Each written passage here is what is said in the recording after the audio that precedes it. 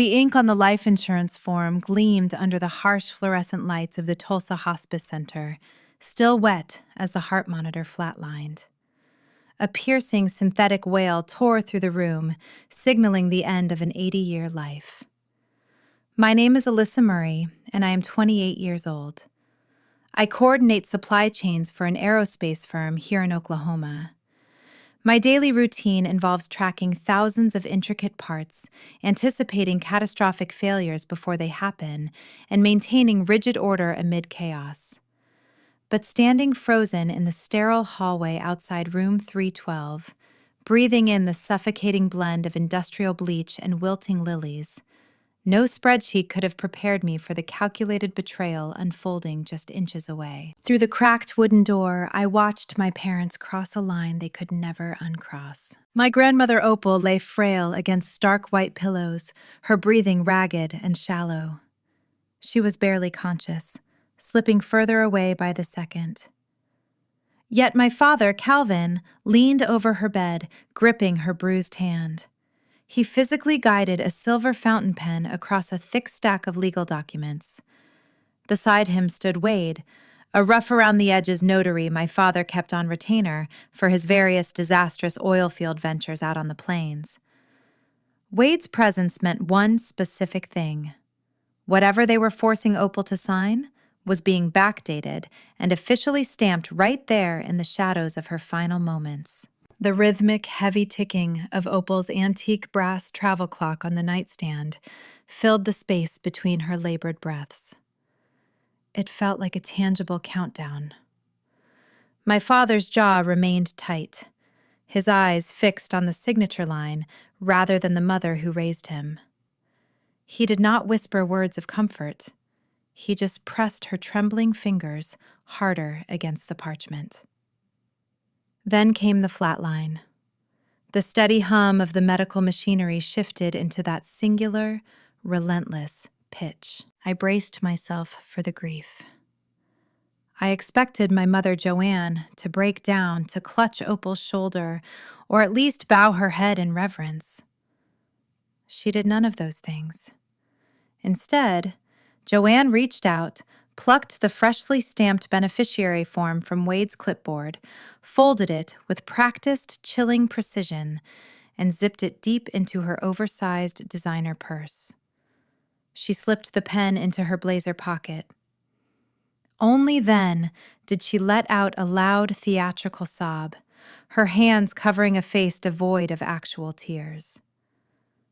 They had not come to say goodbye. They had come to secure a payout. My stomach twisted into a tight knot. My fingernails bit so hard into my palms that the skin throbbed. I wanted to push the door open to yell at them for treating the only person who ever truly loved me like a final paycheck. But I forced my feet to stay planted on the linoleum. Years of being the overlooked daughter had taught me one vital lesson. You never interrupt a thief when they are leaving a paper trail. I held my breath, letting the cold reality wash over me. My grandmother was gone, and the war for her legacy had just begun. Before I tell you how this forged piece of paper brought my family to their knees and handed me the ultimate payback, please take a moment to like and subscribe to Jessica Told Stories. Drop a comment telling me your age, where you are watching from, and what time it is there. I read every single one. The double doors at the end of the corridor slammed open. A team of nurses in blue scrubs sprinted past me, pushing a metal crash cart. Their rubber soles squeaked against the polished linoleum, creating a chaotic rhythm that drowned out the steady, haunting hum of the flatline. A doctor shouted orders, brushing my shoulder as he rushed into room 312. I stumbled backward, my spine hitting the cold, painted cinder block wall. The hallway blurred around me, my chest tightened, a heavy weight pressing down on my lungs. Opal was gone. The woman who taught me how to plant hydrangeas in the tough Oklahoma clay, the only person who looked at me and saw something worth protecting, had just slipped out of the world. I closed my eyes, trying to catch my breath. Before I could even process the loss, a heavy hand grabbed my upper arm, fingers digging sharply into my bicep. I snapped my eyes open. Jason. My brother stood towering over me, his grip unyielding. He was 26, the undisputed golden child of the Murray family, but today he looked like a cornered animal. His expensive pearl-snap shirt was wrinkled, dark sweat stains pooling beneath the armpits. The scent of stale cafeteria coffee and cheap peppermint gum radiated from him. His eyes were bloodshot, darting up and down the hallway to ensure no one was listening. He did not ask if I was okay. He did not shed a single tear for the grandmother lying lifeless 10 feet away. "We need to talk right now," he hissed, pulling me further down the corridor, away from the commotion of room 312. "Let go of me, Jason!" I yanked my arm out of his grasp, smoothing the sleeve of my blouse. "Not right now. The doctors are in there." He stepped closer, invading my personal space. His shadow swallowed the overhead fluorescent light. "The doctors cannot do anything for her anymore, Elisa. But you can do something for me. I need your signature on a document. Today." I stared at him, my mind struggling to bridge the gap between our grandmother dying and his sudden demand. Jason was a wildcatter. He spent the last 4 years chasing imaginary oil fortunes across the Anadarko Basin, burning through venture capital and parental bailouts with staggering speed. He bought lifted trucks and custom cowboy boots while drilling dry holes in the prairie dirt. When the money ran out, my parents always opened their wallets, treating his spectacular failures as temporary setbacks for a brilliant entrepreneur. Before I could ask what kind of document he meant, his phone vibrated loudly in the front pocket of his jeans. It was a harsh, rattling sound. He flinched, pulling the device out just far enough to see the screen. His jaw clenched so tight, the muscle twitched beneath his skin. "Who is calling you?" I asked, watching a bead of sweat trace the side of his temple. "Nobody," he muttered, jamming the phone back into his pocket. "Just insane debt collectors leaving voicemails again. It is a bank error. Mom and Dad are sorting it out. But I have a new lease opportunity near Enid, a sure thing. The bank just needs a secondary guarantor to release the bridge loan. A formality. I need you to co-sign." My career revolves around supply chain logistics. I evaluate risk, map out variables, and identify weak links before a multi-million-dollar aerospace contract falls apart. Looking at my brother, I saw nothing but a walking liability. He was suffocating in debt, and he wanted to drag me under the water with him. I shook my head, my voice dropping to a low, steady whisper. "Our grandmother died 3 minutes ago, Jason. And you are asking me to co-sign a loan for another dry well. Are you out of your mind? I am not signing anything." The phone in his pocket rattled again, a prolonged, angry buzz. Jason ignored it, but his face flushed a deep, mottled red. The mask of the charming, confident oil man cracked, revealing the desperate, feral boy underneath. "You do not understand." He snapped his breath hot against my face. "I am not asking you for a favor. I am telling you to step up. Family helps family." That phrase made my stomach churn. In our household, family helps family was a one-way street. It meant Elisa works double shifts at the diner to pay for her own textbooks, while Jason gets a brand new Silverado for his high school graduation. It meant Elisa moves out at 18 to survive, while Jason moves into the basement and drains the retirement accounts. "I am not your safety net," I replied, locking eyes with him. "I will not sign. Find another guarantor." Jason leaned in, his lips curling into a cruel, knowing sneer. "You think you are so smart sitting in your little office with your spreadsheets. You think playing the independent, responsible daughter is going to pay off. Well, I have news for you. Mom and Dad are taking care of me. They are making sure you do not see a single dime from this estate. You are getting nothing, Elisa. 0. You should have played nice while you had the chance. His words hung in the sterile air, sharp and deliberate. He knew about the forged life insurance document. Of course he did. My parents were orchestrating a felony right across the hall to save their golden child from his own catastrophic choices. Before Jason could spit out another threat, a dramatic wail echoed from the doorway of room 312. My mother, Joanne, was leaning heavily against the wooden doorframe, clutching a tissue to her chest. Her knees buckled in a perfectly timed display of grief as the attending physician walked out. My father, Calvin, wrapped a supportive arm around her waist, burying his face in her shoulder. His shoulders shook in a simulated rhythm of weeping. They were putting on a master class in mourning. If I had not seen Joanne slip that forged paper into her purse moments earlier, I might have actually believed their performance. Jason rolled his eyes at the display, the threat hanging between us, forgotten for a split second. That distraction was all the opening I needed. I turned on my heel and walked away from him, heading toward the nurse's station to escape his suffocating presence. My heart hammered against my ribs. I needed air. I needed to think. If they had successfully forged the beneficiary change, I was out $500,000. But more importantly, they had erased Opal's final wish, painting over her legacy with their own greed. As I passed a row of medical supply carts, a figure in faded blue scrubs stepped directly into my path. It was Beth, the veteran night nurse who had cared for Opal over the last 3 weeks. Beth had kind, tired eyes and graying hair pulled back into a tight bun. She had bonded with Opal, trading stories about gardening and old Tulsa architecture during the long, quiet midnight hours. Beth did not make eye contact with me. She stared straight ahead, pretending to check a clipboard in her left hand. She stepped sideways, orchestrating a clumsy, deliberate bump. Our shoulders collided. "Oh, excuse me, sweetheart," Beth said loudly for anyone listening. At the exact moment our bodies met, Beth reached out with her free hand.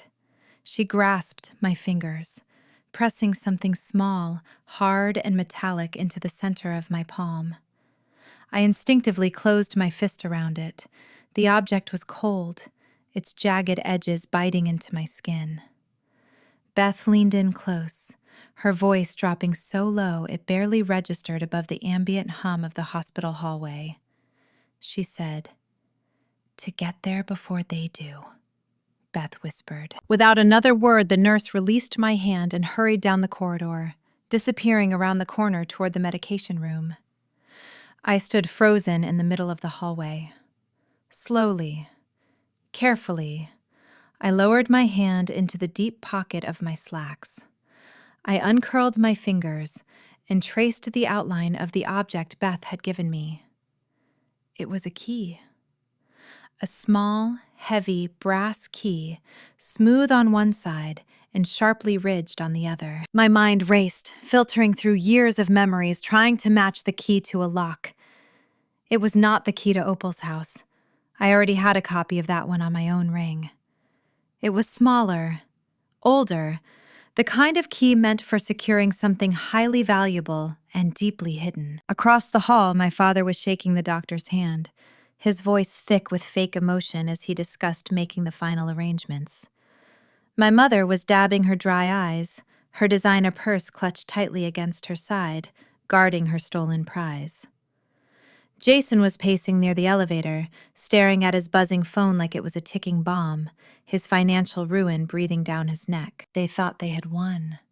They thought they had outsmarted a dying woman and successfully cut me out of the narrative. They believed my silence was a symptom of weakness, an admission of defeat.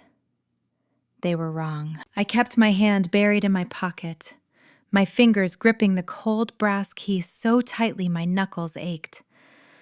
The crushing, paralyzing grief that had threatened to drop me to my knees just moments ago began to recede, replaced by something much colder. A pure, unshakable resolve settled over my bones. Opal had anticipated their treachery. She had planned for this moment, and she had trusted me to finish the game. I took one last look at my family performing their twisted pantomime of sorrow, turned my back on them, and walked toward the exit. I had a destination in mind, and the clock was already ticking. I sat inside my sweltering sedan in the hospital parking lot for 20 long minutes. The brass key felt dense in my pocket, pressing against my thigh like a hidden dagger. My phone chimed, vibrating against the center console and breaking the heavy silence. It was a text message from my father, Calvin. "Your grandmother's house needs to be secured. Come get your things right now." The message was clinical and cold. He offered not a single word about Opal's passing, no trace of shared grief, only a swift command. I shifted the car into drive and headed east toward the outskirts of Tulsa. My career in aerospace supply chain logistics trains me to see the world as a series of moving parts, bottlenecks, and dependencies. You track the raw materials, you identify the weak links, and you execute a strategy to prevent systemic failure. Right now, my family was the systemic failure, and I needed to handle them with the same detached precision I used on the warehouse floor. The transition from the concrete sprawl of the city highways to the sweeping, rolling hills of the prairie usually brought me a deep sense of peace. Today, the landscape felt vast and unforgiving. The late August sun beat down mercilessly on the cracked asphalt, radiating heat waves that shimmered across the horizon. Opal's historic craftsman house sat proudly on 3 acres of land bordered by oceans of tall, rustling blue-stem grass. It was a beautiful, sturdy home, featuring a wide wraparound porch and thick cedar pillars. For the past 2 years, that house had also been my sanctuary. When the rent for my downtown apartment spiked beyond my budget, Opal offered me her spacious spare bedroom. We drew up a formal lease agreement because Opal believed in honoring commitments and doing things strictly by the book. I paid her $800 via bank transfer on the first day of every single month. I was a documented tenant. I had legal rights to that space. As my tires crunched onto the long gravel driveway, a knot formed in my stomach. A familiar silver pickup truck was parked under the shade of the ancient oak tree. My father's truck. I killed the engine and stepped out into the oppressive Oklahoma heat. A sharp metallic whine pierced the quiet afternoon air. Calvin stood on the front porch, a heavy power drill gripped firmly in his right hand. He was driving long steel screws into a brand new, heavy-duty brass deadbolt on the solid mahogany front door. Scattered carelessly across the wooden planks of the porch were 5 large black plastic trash bags. They bulged outward with awkward, jagged shapes.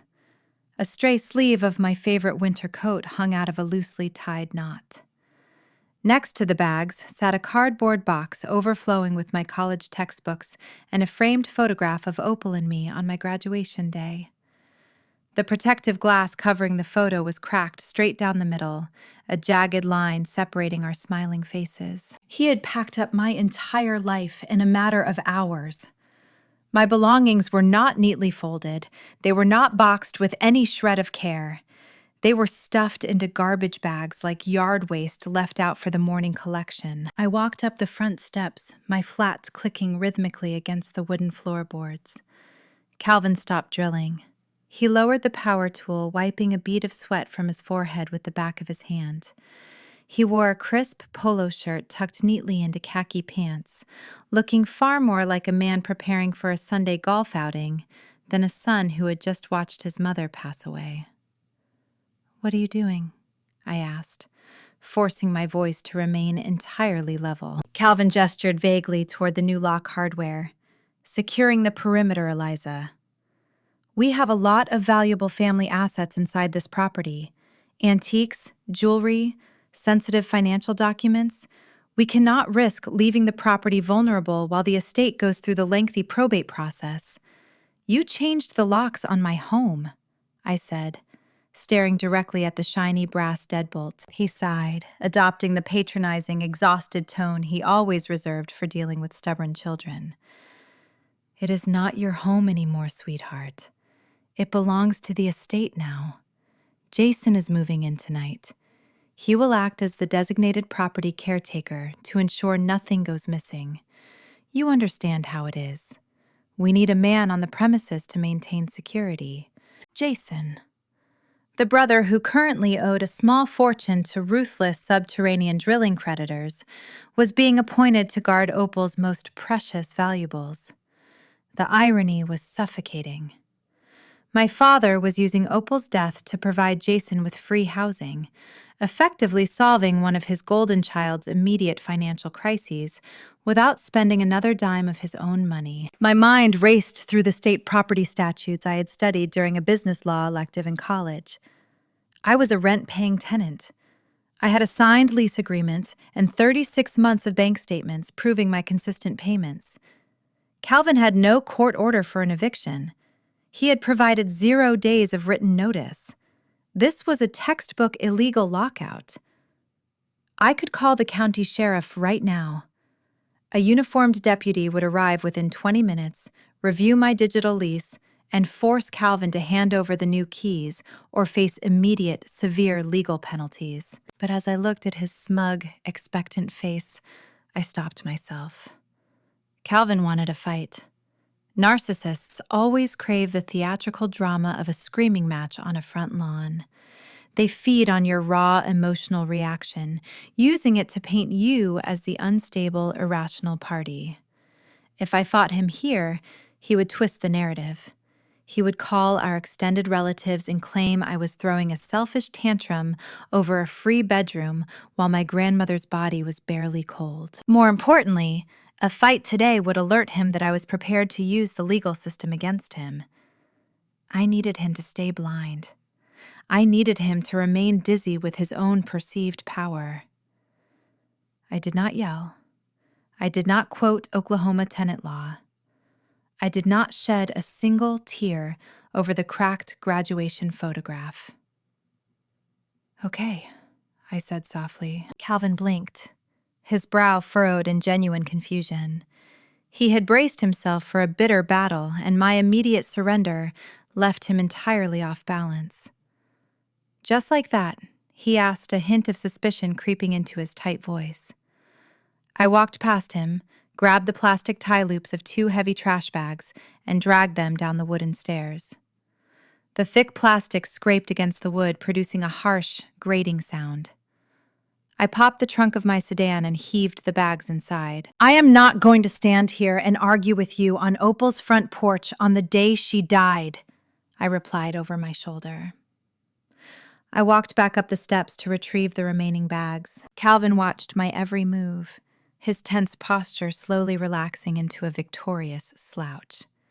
"Good," he muttered, puffing his chest out slightly.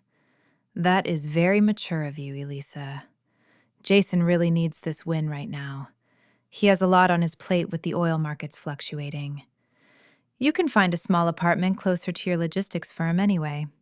It makes much more sense for your commute." I bit the inside of my cheek hard enough to taste copper. I picked up the heavy cardboard box, carefully balancing the cracked picture frame on top of my textbooks. The relentless Oklahoma wind swept across the porch, wildly rustling the tall prairie grass surrounding the property. It sounded like a whispered warning from the land itself.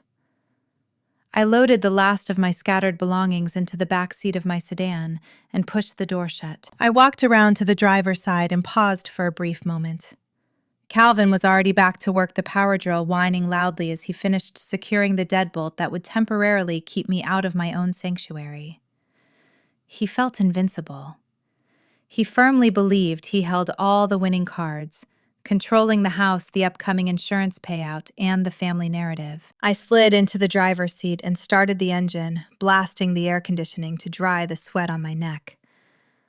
Let him have this hollow victory. Let him dig his trench as deep as he wanted. An illegal lockout was a serious civil infraction, one that carried heavy financial damages in a court of law. By throwing my things on the lawn, he was not defeating me. He was simply handing me another loaded weapon to add to my growing arsenal of evidence. I shifted the transmission into gear and drove slowly down the long gravel path, leaving the only real home I had ever known in the rearview mirror. Inside my pocket, my fingers traced the cold, sharp ridges of the brass key Beth had passed to me. It was the key to a truth Calvin knew nothing about. I was heading back to my small apartment to formulate my next move. I was prepared to wait. But my parents were moving much faster than I could have ever anticipated. Just 3 days later, the Postal Service would deliver a piece of corporate mail that would push their arrogance to a dangerous, blinding peak. 3 mornings passed since the deadbolt clicked shut on my past. I sat at a scratched laminate kitchen island in a cramped short-term rental downtown. The distant rhythmic wail of a police siren replaced the soothing rustle of the bluestem grass. I brought a heavy ceramic mug to my lips, letting the bitter, scalding dark roast coffee anchor my senses. My smartphone rested face up on the counter. At exactly 8:14, the glass screen illuminated. A group text notification appeared, created by my father. He had included my mother, Jason, and me. I did not touch the device immediately. I simply watched the notification glow against the cheap countertop, studying the digital intrusion like a biologist observing a toxic specimen in a petri dish. When I finally tapped the screen, a high-resolution photograph loaded. It was a formal piece of correspondence printed on the heavy watermarked stationery of a prominent national life insurance provider. The bold navy blue logo sat centered at the top of the page.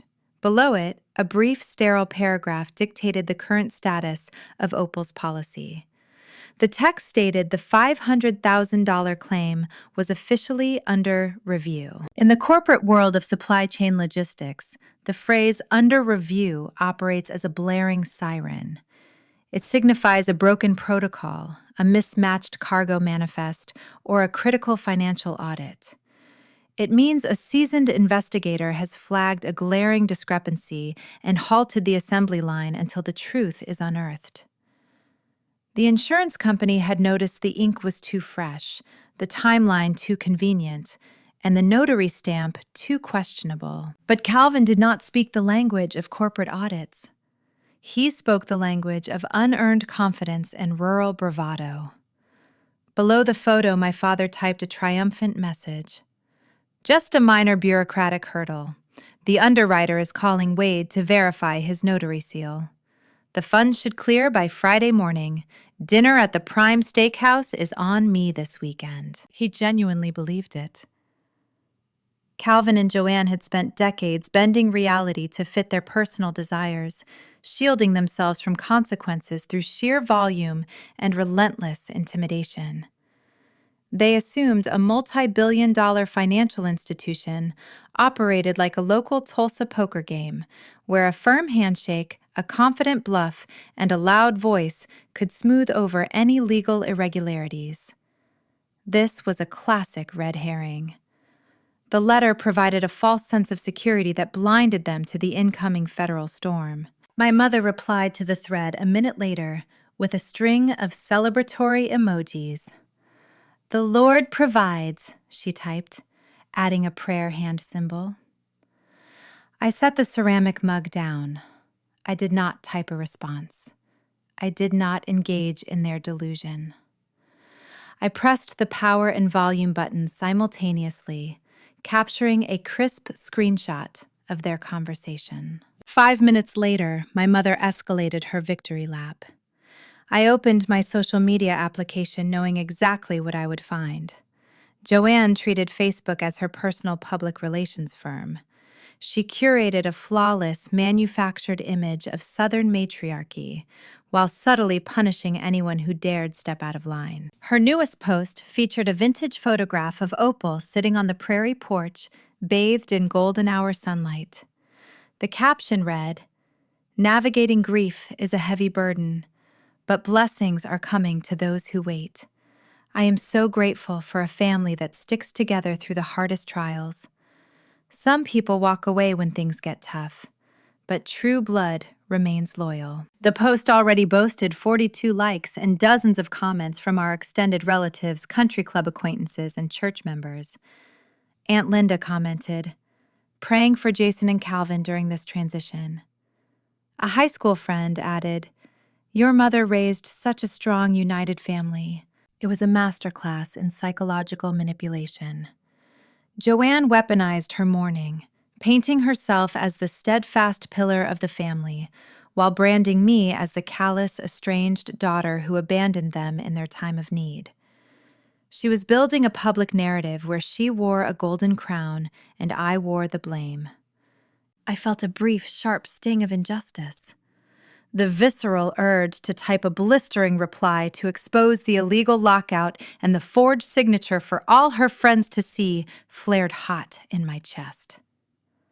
But anger is a reckless strategist. Reacting would only prove I cared about their fictional narrative. It would show them they still had the power to hurt me. Instead, I took another measured sip of my coffee. I snapped a screenshot of the post, ensuring the timestamp and the sycophantic comments were clearly visible. I opened my laptop. On the desktop sat a single password-protected folder labeled Estate. Inside, I created a meticulous digital timeline. I uploaded the hostile text messages from the hospital. I filed the illegal eviction notice where Calvin ordered me to clear my belongings. I added the photograph of my trash bag sitting on the wooden porch. Now I dropped in the insurance letter and Joanne's smug social media post. Every piece of evidence clicked into place like titanium components in a jet engine. I was not building a simple defense. I was engineering an airtight, inescapable trap. They were handing me the rope tying the intricate knot and placing it securely around their own necks. I just had to stand back in the shadows and let gravity do the work. My refusal to participate in their drama created a suffocating vacuum. Narcissists require a constant target to absorb their venom and validate their existence. When you deny them a reaction, the poison has nowhere to go but inward. For Calvin and Joanne, the silence was a minor annoyance they could brush off with an expensive dinner. But for Jason, my silence was rapidly becoming an existential crisis. While our parents celebrated their imaginary incoming wealth, Jason was spiraling into darkness. His world did not run on Friday steakhouse dinners or Facebook likes. His world ran on hard, unforgiving cash, and his creditors were tired of waiting. A ruthless, subterranean drilling company does not accept a screenshot of a vague insurance letter as a form of payment. They want wired funds. They want them today, and they do not care whose grandmother just passed away. Jason had leveraged everything on his last dry well. He owed money to men who did not send polite letters. They sent process servers and repo trucks. The pressure was crushing his lungs. My phone vibrated against the laminate, a direct text from Jason. "Did you see Dad's message? We are getting paid Friday. You lost." I swiped the notification away, letting the screen fade to black. 2 hours later, the phone buzzed again, vibrating longer this time. A phone call. Then another text. "Answer me, Elisa. Mom says you are ignoring her calls too. Stop acting like a child and pick up the phone." I dragged his contact name into the blocked caller folder. The device went silent. By late afternoon, the digital wall I constructed had driven him into a paranoid frenzy. He needed a punching bag. He needed to assert dominance to soothe his own escalating terror. If he could not reach me through a screen, he would force a physical confrontation in the real world. He would track me down to the one place I could not simply walk away from. The sun dipped below the Tulsa skyline, casting long, sharp shadows across my apartment floor. I closed my laptop, the quiet hum of the cooling fan the only sound in the cramped room. I knew my brother. I knew the reckless, desperate entitlement that fueled his every disastrous decision. He was out of time, out of money, and out of patience. He was preparing to cross a professional boundary that would change the trajectory of this entire war, setting the stage for a spectacular collision the very next morning. Tuesday morning began with the crisp scent of roasted espresso and the quiet hum of central air conditioning. The aerospace logistics firm where I work occupies the top 6 floors of a gleaming glass and steel high-rise in the Tulsa commercial district. Precision is the currency we trade in. A single misplaced decimal point on a titanium turbine order can ground an entire fleet of commercial jets. My daily environment demands flawless composure, strict adherence to protocol, and the ability to compartmentalize stress. It is a world governed by logic. My family, however, is governed by chaos. At exactly 9:15, the polished corporate tranquility of the main lobby shattered. I was standing near the front reception desk, reviewing a digital freight manifest on my tablet, when the heavy revolving glass doors stopped abruptly. A harsh, frantic pounding echoed through the cavernous room. I looked up from my screen. Jason stood on the other side of the security turnstiles, shoving his body weight against the locked glass barrier. He looked entirely unhinged. The confident, wealthy wildcatter persona had evaporated. His face was unshaven, his eyes darting frantically across the room. He wore the same wrinkled pearl-snap shirt from the hospice center, now stained and hanging loosely over his frame. He slammed his palm against the scanner terminal, demanding the receptionist open the gate. Before the terrified receptionist could press the intercom button, another employee badged in. Jason seized the opportunity, shoving his way through the opening before the glass panel could slide shut. His heavy leather boots stomped against the imported marble floor, the sound echoing like gunfire. He spotted me instantly. "You are a thief!"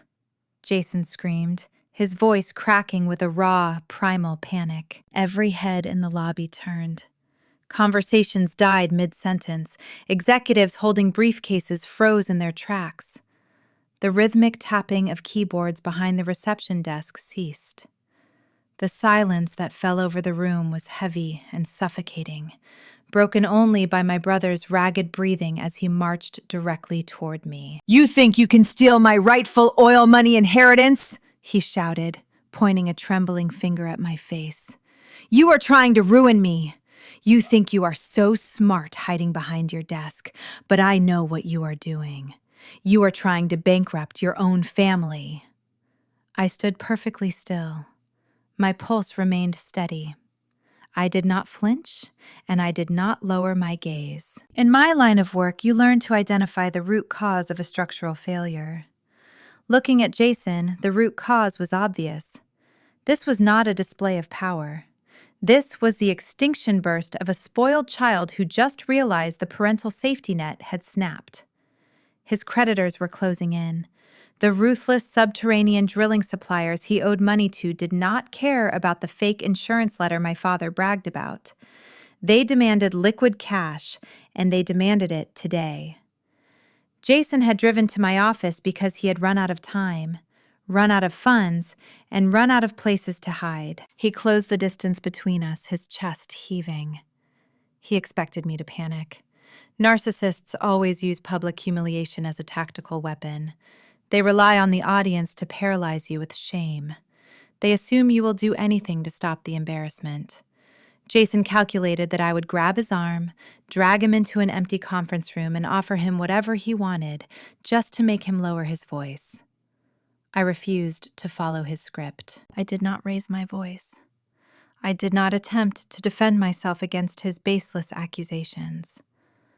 I simply looked at him the same way I would look at a defective cargo shipment that failed a basic quality inspection. "You do not belong here, Jason," I said, my tone even and icy.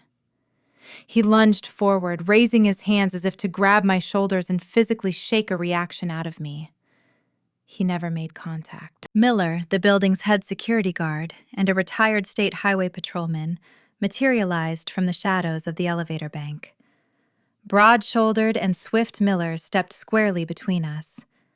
He placed a heavy, authoritative hand on Jason's chest, halting his momentum instantly. "Sir, you are trespassing," Miller stated, his voice a low, rumbling warning. "You need to exit the premises immediately." Jason tried to push past the guard, his face contorting into a mask of pure rage. "She is stealing my estate. She is trying to ruin my life. Get your hands off me!" I caught Miller's eye.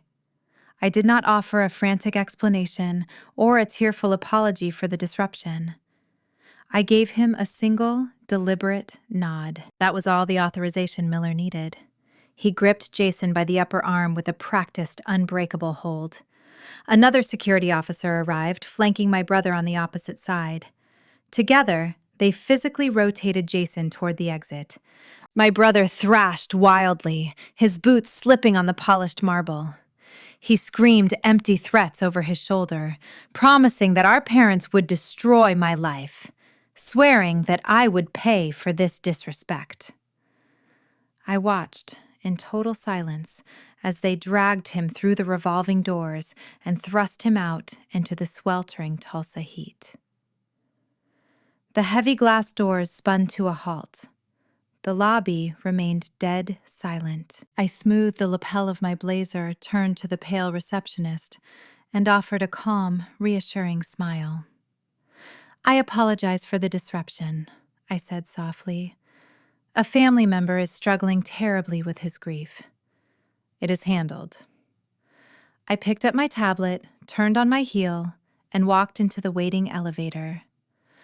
By refusing to engage in his chaos, I had proven that I could no longer be bullied or manipulated by their theatrical tactics. But as the elevator ascended to the top floor, the real gravity of the encounter settled over me. Jason's ambush was a neon sign pointing directly to their vulnerability. The false security of the corporate insurance letter was already cracking under the immense pressure of his real-world debts. They were frantic. And frantic people make careless, fatal mistakes. I sat at my desk for the next 3 hours, processing freight invoices and confirming delivery schedules with surgical precision. I did not let my mind wander. But the moment the clock struck noon, I locked my computer terminal, grabbed my purse, and bypassed the employee cafeteria. I took the elevator down to the parking garage, the oppressive humidity of the concrete structure wrapping around me. I started my car and drove straight toward the historic district of downtown Tulsa. My grandmother Opal did not trust modern banking conglomerates. She loathed the sterile digital nature of modern finance. She kept her most prized possessions in an institution built during the original Oklahoma oil boom of the 1920s. The first community bank was a fortress of limestone and marble, featuring ornate brass teller cages and a subterranean vault door thicker than a truck chassis. It was the kind of place that valued discretion above all else. I parked down the street, feeling the unforgiving August sun beat against the pavement as I walked toward the heavy bronze entrance doors. Stepping inside the bank felt like stepping back in time. The air conditioning was a sharp, welcoming shock. The hushed whispers of the patrons and the soft thud of rubber stamps created an atmosphere of quiet reverence. I walked past the open teller lines and approached the private desk of the vault attendant. He was an older gentleman wearing a tailored suit, his silver hair neatly parted. He looked up from his ledger, offering a polite, inquiring smile. I reached deep into the pocket of my slacks. My fingers found the jagged edges of the cold metal Beth had pressed into my palm at the hospice center. I pulled the key out and placed it flat on the mahogany counter. I pushed it forward, the brass scraping softly against the polished wood.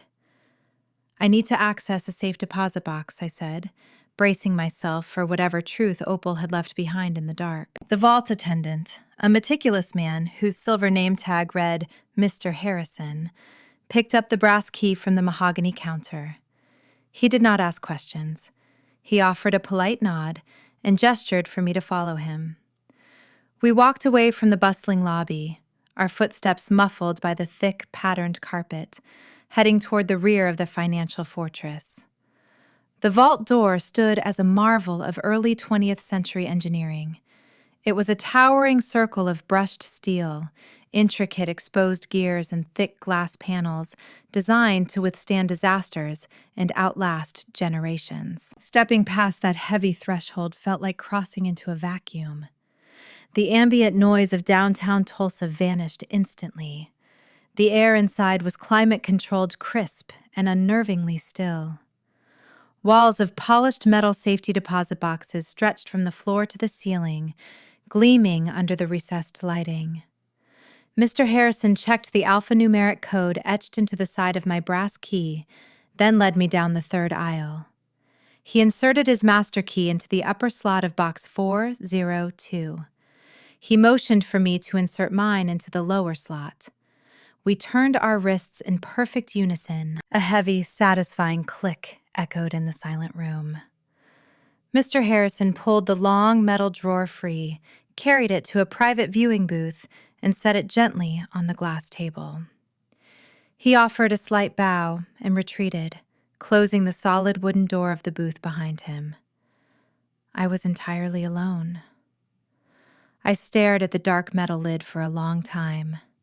My heart beat a steady, rhythmic drum against my ribs. I reached out and lifted the cover. The distinct scent of aged parchment dried lavender and faint tobacco rose from the container. It was the exact aroma of Opal's private study. The scent hit my senses so sharply that the present moment blurred, pulling me backward in time. I closed my eyes and heard her voice clear and vibrant, echoing in the confined space of the viewing booth. "The oil money made your father arrogant, Ellie." Opal had told me that on a sweltering July afternoon 5 years ago. We were sitting on her wraparound porch while Calvin bragged loudly inside the house about a new drill site. She had sipped her iced tea, the cubes clinking softly against the glass, her weathered eyes scanning the horizon. "He thinks wealth is a loud engine and a fast truck. He thinks he can bully the world into giving him what he wants. But the dirt is what lasts. People lie. Markets crash. Always get it in writing." I opened my eyes and looked down into the metal tin. Resting on top was a stack of vintage photographs bound by a rubber band, a small velvet pouch containing her silver wedding ring, and a thick manila envelope sealed with a brittle piece of clear tape. I broke the tape with my thumbnail and slid the contents onto the smooth glass table. The first document was the original life insurance policy. It was a comprehensive whole life plan issued decades ago, valuing a death benefit of $500,000. I recognized the corporate letterhead instantly. It matched the review notice Calvin had so proudly texted to the family group chat just days prior. Beneath the policy lay a separate, stark, white legal document. It bore the bold heading, "Irrevocable Assignment of Ownership."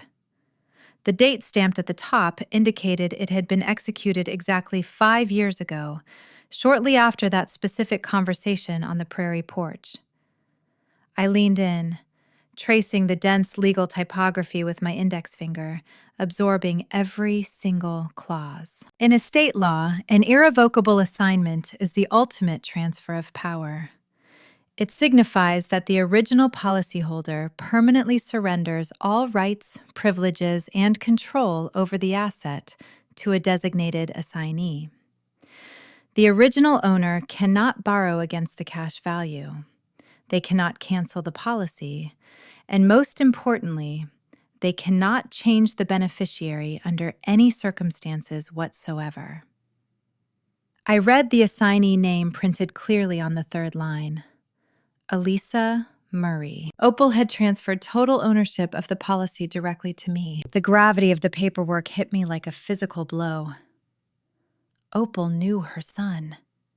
She knew Calvin possessed a relentless, entitled hunger for money, and she anticipated he would try to pillage her estate the moment her health failed.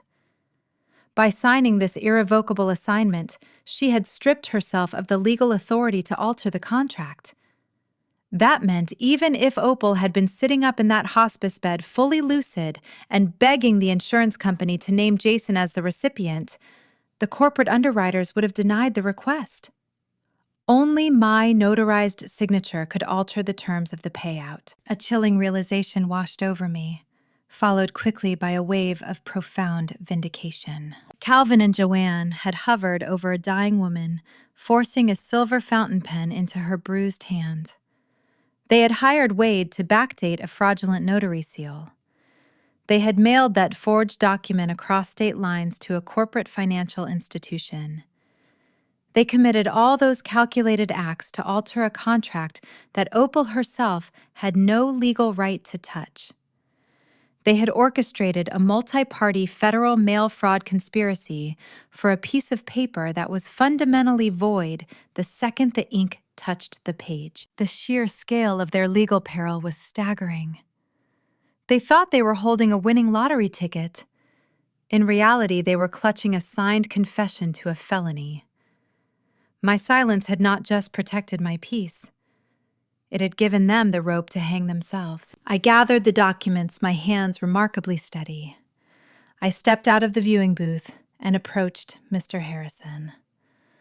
I requested the use of the bank's secure copying machine. He escorted me to a small alcove where I carefully duplicated every page of the irrevocable assignment and the original policy. The machine whirred, spitting out crisp, warm copies. I slid the duplicates into a protective leather folio I always kept in my purse for work invoices. I returned the original parchment to the manila envelope, placed it back into the metal tin, along with the velvet pouch and the vintage photographs, and secured the lid. We locked the safe deposit box back into the steel wall. The heavy click of the tumblers falling into place sounded like a vault door slamming shut on my parents' future. I thanked Mr. Harrison, walked across the patterned carpet, and pushed through the heavy bronze exit doors. Stepping out of the air-conditioned fortress, the blinding Oklahoma afternoon sun hit my face. The oppressive heat radiated off the concrete pavement, but for the first time in weeks, I felt entirely weightless. The power dynamic had not just shifted, it had been fundamentally obliterated. I possessed the undeniable truth, backed by notarized, unshakable ink. My family was celebrating a hollow victory in a fragile house of cards, and I held the match that would burn it all to the ground. I adjusted the strap of my purse, a genuine smile touching the corners of my mouth as I walked toward my parked sedan. I planned to drive home, secure the physical copies in a fireproof safe, and wait for the federal investigators to inevitably knock on Calvin's door. I reached into my pocket for my car keys, my eyes focused on the silver handle of my vehicle. A tall figure stepped out from the narrow alleyway between the bank and the adjacent building, planting himself squarely in my path. He wore a cheap, ill-fitting gray suit that sagged at the shoulders. His tie was loosened in the stifling heat, and his face carried a bored, clinical expression. He did not look like a bank patron. He did not look like a passing pedestrian. He moved with the calculated intent of a man who had been waiting for a very specific target to emerge. My smile vanished, and my hand froze inside my pocket as the stranger reached deep into his suit jacket. The stranger in the cheap gray suit did not reach for a weapon. Instead, his hand emerged from the inner pocket of his jacket, clutching a thick, heavy stack of legal documents bound by a sturdy rubber band. He stepped directly into my personal space, blocking my path to the driver's side door of my sedan. The unforgiving Oklahoma sun beat down on his shoulders, highlighting the beads of sweat gathering at his hairline. He moved with the tired, relentless efficiency of a man who spent his life tracking down people who did not want to be found. "Are you Eliza Murray?" he asked. His voice carried a flat, gravelly tone devoid of any courtesy or warmth. I kept my hands at my sides, my purse holding the pristine copies of the irrevocable assignment hung securely from my shoulder. "I am. How can I help you?" The man did not offer a polite greeting. He simply thrust the thick bundle of paperwork forward, pressing it firmly against the center of my chest. Instinctively, my arms came up to catch the heavy packet before it could hit the scorching concrete pavement. "You have been officially served," he stated, taking a deliberate step backward. "I am a court-appointed process server for the county. I have been trying to locate your brother, Jason Murray, for 3 weeks. He abandoned his last known residential address and disconnected his primary phone line. Since you are listed as an immediate relative and known associate, I am serving these papers to you on his behalf. Have a pleasant afternoon." "Wait," I said, my voice sharp and commanding. "I am not his legal representative. I do not speak to him." The man offered a hollow, unsympathetic smile. "That is a family issue, ma'am. The court recognizes the delivery. My job is done." He turned on his heel and walked briskly down the sidewalk, blending into the midday downtown pedestrian traffic. I stood alone in the sweltering heat, holding the dense stack of legal files. The top page featured a bold, intimidating header from the county civil court. I leaned against the warm metal of my car door and flipped past the standard cover letter. My eyes scanned the dense legal typography, and the entire landscape of my family's treachery suddenly snapped into perfect, terrifying focus. The plaintiff listed on the lawsuit was a prominent, ruthless, subterranean drilling equipment supplier based out of Texas. They provided heavy industrial machinery to independent oil contractors. We were talking about tungsten carbide drill bits, hydraulic fracturing pumps, and high-grade steel casing pipes. The kind of inventory that costs a fortune to lease and even more to replace. I scrolled my gaze down to the primary complaint. Jason had defaulted on a massive commercial equipment lease. He had ruined specialized drilling components out on a dry claim near Enid and failed to cover the resulting damages. The bolded red ink at the bottom of the page demanded immediate restitution. The total debt equaled $120,000. That number alone was staggering, a financial death sentence for a failed wildcatter 26 years of age. But the true horror? The detail that made my pulse race with cold realization awaited on the third page of the contract exhibit. Below Jason's frantic, messy signature on the original lease agreement was a secondary line for a financial guarantor, a cosigner. The handwriting on that line was sharp, deliberate, and undeniably familiar. It belonged to my father. Calvin Murray had legally bound himself to his son's disastrous business venture. The memories of the past few weeks rushed through my mind, recontextualized by this newly discovered truth. I remembered Jason standing in the sterile hospital corridor, sweat pooling under his arms, his eyes wide with feral panic. I remembered the harsh, rattling buzz of his phone in his pocket, the calls he frantically dismissed. He muttered about debt collectors leaving voicemails, a detail Calvin and Joanne brushed off as a mere banking error. It was never a bank error. They knew exactly who was calling. If Jason defaulted on $120,000, the Texas equipment firm would not just pursue his empty bank accounts. They would legally seize the assets of the guarantor. They would place a lien on Calvin's retirement funds. They would target his vehicles, his investments, and his personal property. My father, a man whose entire identity revolved around projecting wealth and unshakable authority, was staring down the barrel of total financial ruin. The scene at the hospice center suddenly shifted from a display of mere greed to an act of desperate primal survival. Calvin and Joanne had not forged Opal's life insurance beneficiary form simply because they wanted extra cash to spoil their golden boy. They committed a federal crime because they were drowning. They needed that $500,000 payout to erase Jason's catastrophic debt, clear the impending lawsuits, and save their own skins before the creditors tore their pristine, rural lifestyle to shreds. They locked me out of the historic Craftsman house, not just to exert dominance, but because they planned to sell it or leverage it the moment the estate cleared. They orchestrated the theatrical grief, the backdated notary stamp, and the frantic push to cut me out because I was the only obstacle standing between them and financial salvation. Standing in the blinding Oklahoma sun, I looked down at the thick legal summons in my hands. Society conditions daughters to feel pity when they see their parents struggling.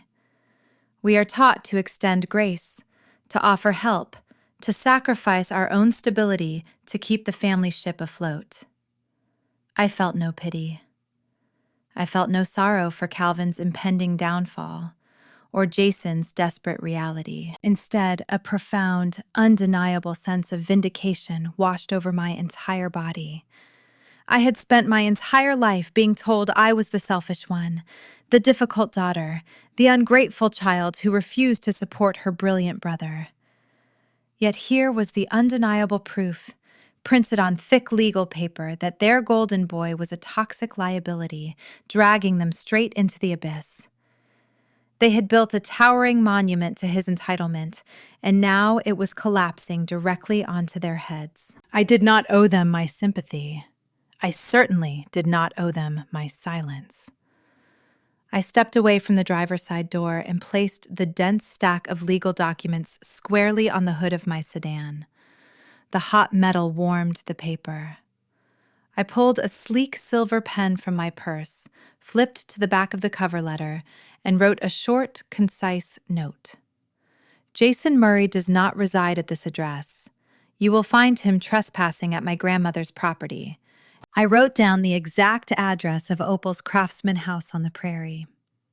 I placed the pen back in my bag, leaving the summons resting in plain sight on the hood of the car, right where any passing meter maid or patrol officer could easily spot it and return it to the court dispatcher. It was not my debt. It was not my problem. I slid into the driver's seat, started the engine, and turned the air conditioning to its maximum setting. The blast of cold air offered immediate relief from the stifling heat.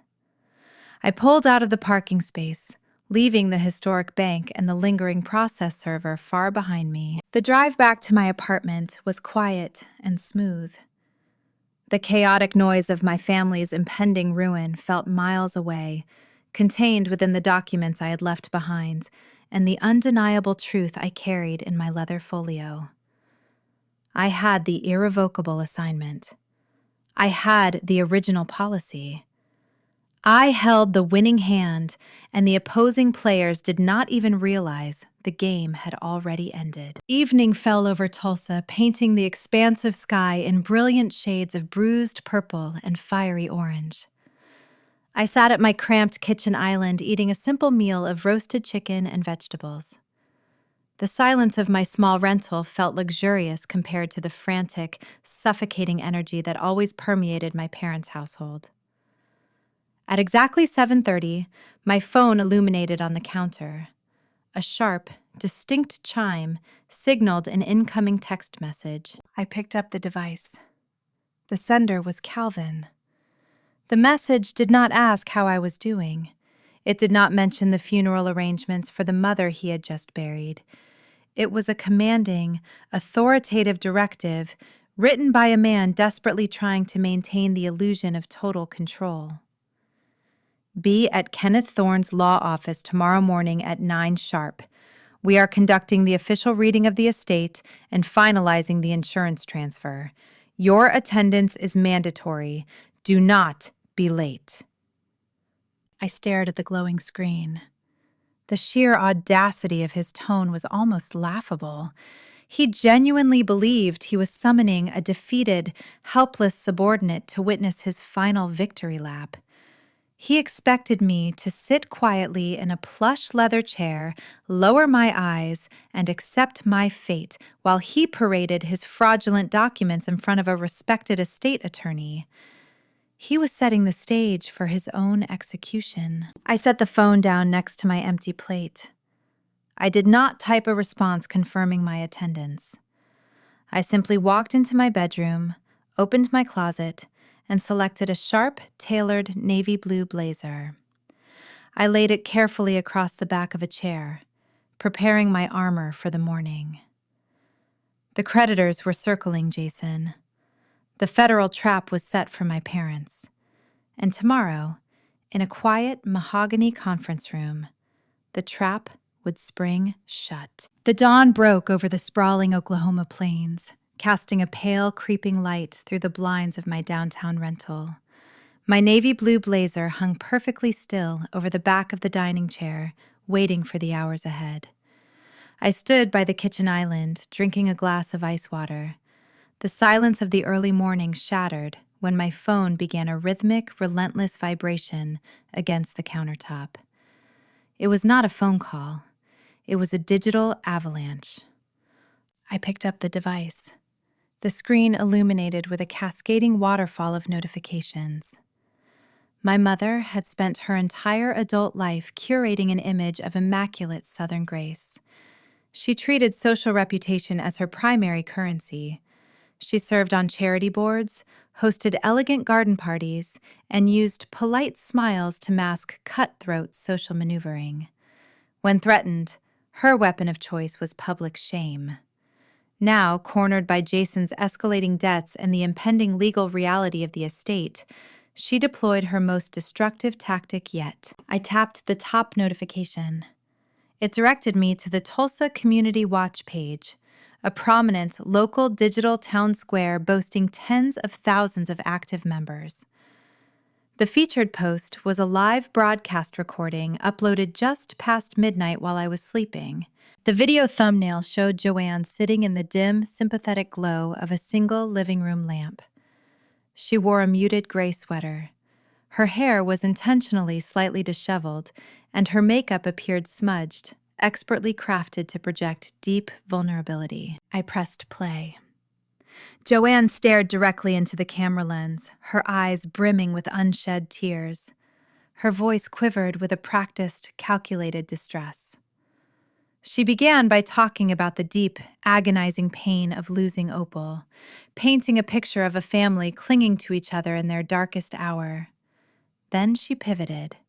She wove a fictional, devastating tale about an estranged daughter who vanished during the grueling hospice weeks. She claimed I only resurfaced to hunt for a legal loophole to ruin my grieving brother. Jason is doing everything he can to hold this family together, Joanne whispered to her digital audience, clutching a tissue to her chest. But his sister wants to steal his rightful inheritance to fund a lavish, selfish lifestyle downtown. She is trying to exploit a technicality to leave her brother with nothing. It breaks a mother's heart to see such cruelty from her own flesh and blood. She paused, letting a single tear fall down her cheek. She looked straight into the lens, weaponizing the empathy of strangers. If you have ever dealt with a toxic sibling trying to tear your family apart, drop a 1 in the comments. The video ended. I scrolled down. The comment section was a graveyard of manufactured outrage and blind loyalty.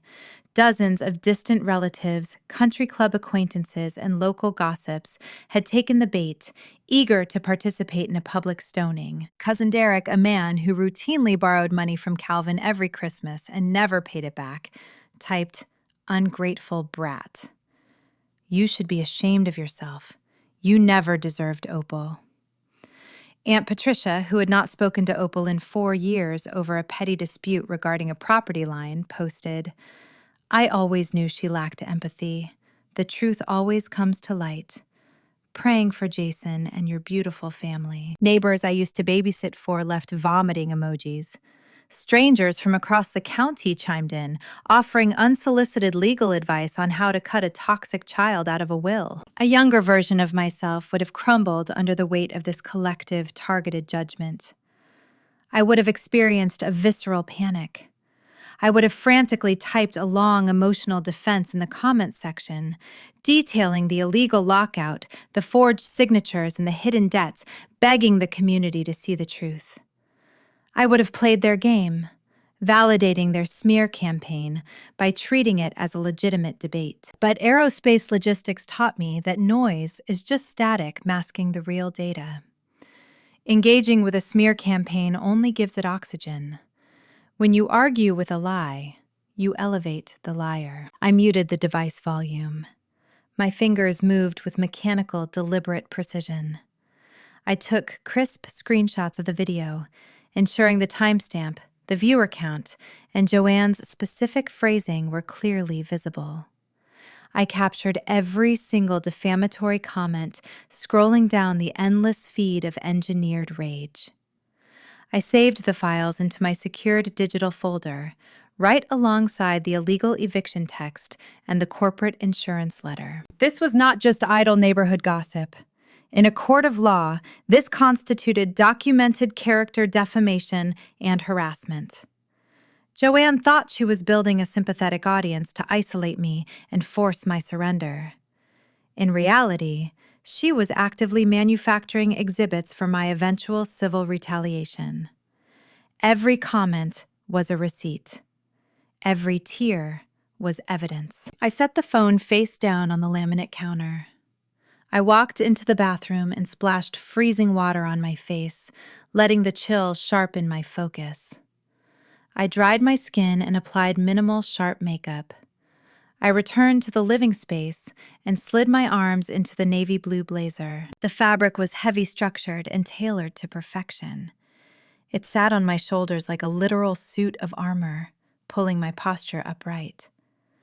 I secured my hair into a tight professional knot at the nape of my neck, leaving no loose strands. I slipped the leather folio containing the pristine photocopies of the irrevocable assignment into my structured tote bag. I clipped my ID badge to my purse. I looked in the mirror. I did not look like a grieving, estranged daughter. I looked like a woman preparing to execute a hostile corporate takeover. The morning commute through the Tulsa commercial district was a blur of brake lights shifting gears and glaring sunshine. My mind remained entirely clear. Calvin and Joanne had set the stage for this morning, assuming their digital smear campaign would leave me shattered, isolated, and desperate to fold under their pressure. They expected a broken, tearful girl to walk into that legal meeting, willing to sign anything just to make the public shaming stop. They fundamentally misunderstood the person they were dealing with. The address provided by my father belonged to a towering high-rise, constructed of mirrored glass and dark steel, located in the heart of the financial sector. Kenneth Thorne operated his estate practice out of a penthouse suite. It was a space intentionally designed to intimidate grieving families, a physical manifestation of power meant to push vulnerable clients into accepting swift, unfavorable settlements without asking too many questions. I pulled my sedan into the circular driveway. I handed my keys to the valet, tipped him a crisp $5 bill, and walked through the heavy revolving doors into the building. The lobby echoed with the sharp click of Italian leather shoes and the hushed murmurs of corporate attorneys reviewing briefs over expensive coffee. I bypassed the reception desk, stepped into an empty elevator, and pressed the button for the 34th floor. As the car ascended, my stomach remained perfectly settled. There was no anxiety. There was no fear. The brass key from the hospital vault hung on a simple silver chain around my neck, resting warm against my collarbone beneath my blouse. The elevator doors parted with a soft, melodic chime. The reception area of the law firm featured rich mahogany paneling, expansive walls of legal volumes, and sweeping floor-to-ceiling windows overlooking the Arkansas River. A receptionist sat behind a sprawling granite desk, typing rapidly on a silent keyboard. Before I could announce myself, the heavy double doors of the main conference room swung open at the end of the hallway. The scent of freshly brewed espresso and expensive leather drifted into the reception area. I adjusted the strap of my tote bag. My heels clicked firmly against the polished hardwood floor, establishing a steady, deliberate rhythm that echoed down the long corridor. I did not hesitate. I did not slow my pace. I stepped over the threshold into the room, stepping directly onto a battlefield they thought they had already won. The conference room at Thorne & Associates occupied the exact corner of the penthouse, framed by sprawling floor-to-ceiling windows that overlooked the muddy, winding currents of the Arkansas River. A custom mahogany table stretched across the center of the space, polished to such a high gloss that it mirrored the recessed lighting above. At the far end of the room stood an imposing antique grandfather clock. Its heavy brass pendulum swung back and forth, emitting a deep rhythmic tick that dominated the otherwise stifling silence. The sound felt less like a timepiece and more like a metronome counting down to a detonation. Kenneth Thorne sat at the head of the long table. He was a man carved from decades of navigating the volatile estates of Tulsa's oil barons and cattle ranchers. His silver hair was impeccably groomed, his posture rigid and commanding. He wore a charcoal suit crafted with sharp, bespoke precision. Thorne did not build his formidable reputation by entertaining family theatrics or indulging emotional outbursts. He built it by dealing strictly in authenticated, documented facts. He rested his hands atop a thick black leather binder, his expression unreadable behind wire-rimmed glasses. Opposite my designated seat, my family had already assembled, forming a unified wall of hostility. Calvin sat in the center, exuding the inflated confidence of a man who believed he had already won the war. He leaned back in his plush leather executive chair, resting one ankle over his knee, his thumbs hooked casually into his belt. For 30 years, my father utilized this exact physical posture to intimidate local contractors, strong-arm small business partners, and command absolute obedience under his roof.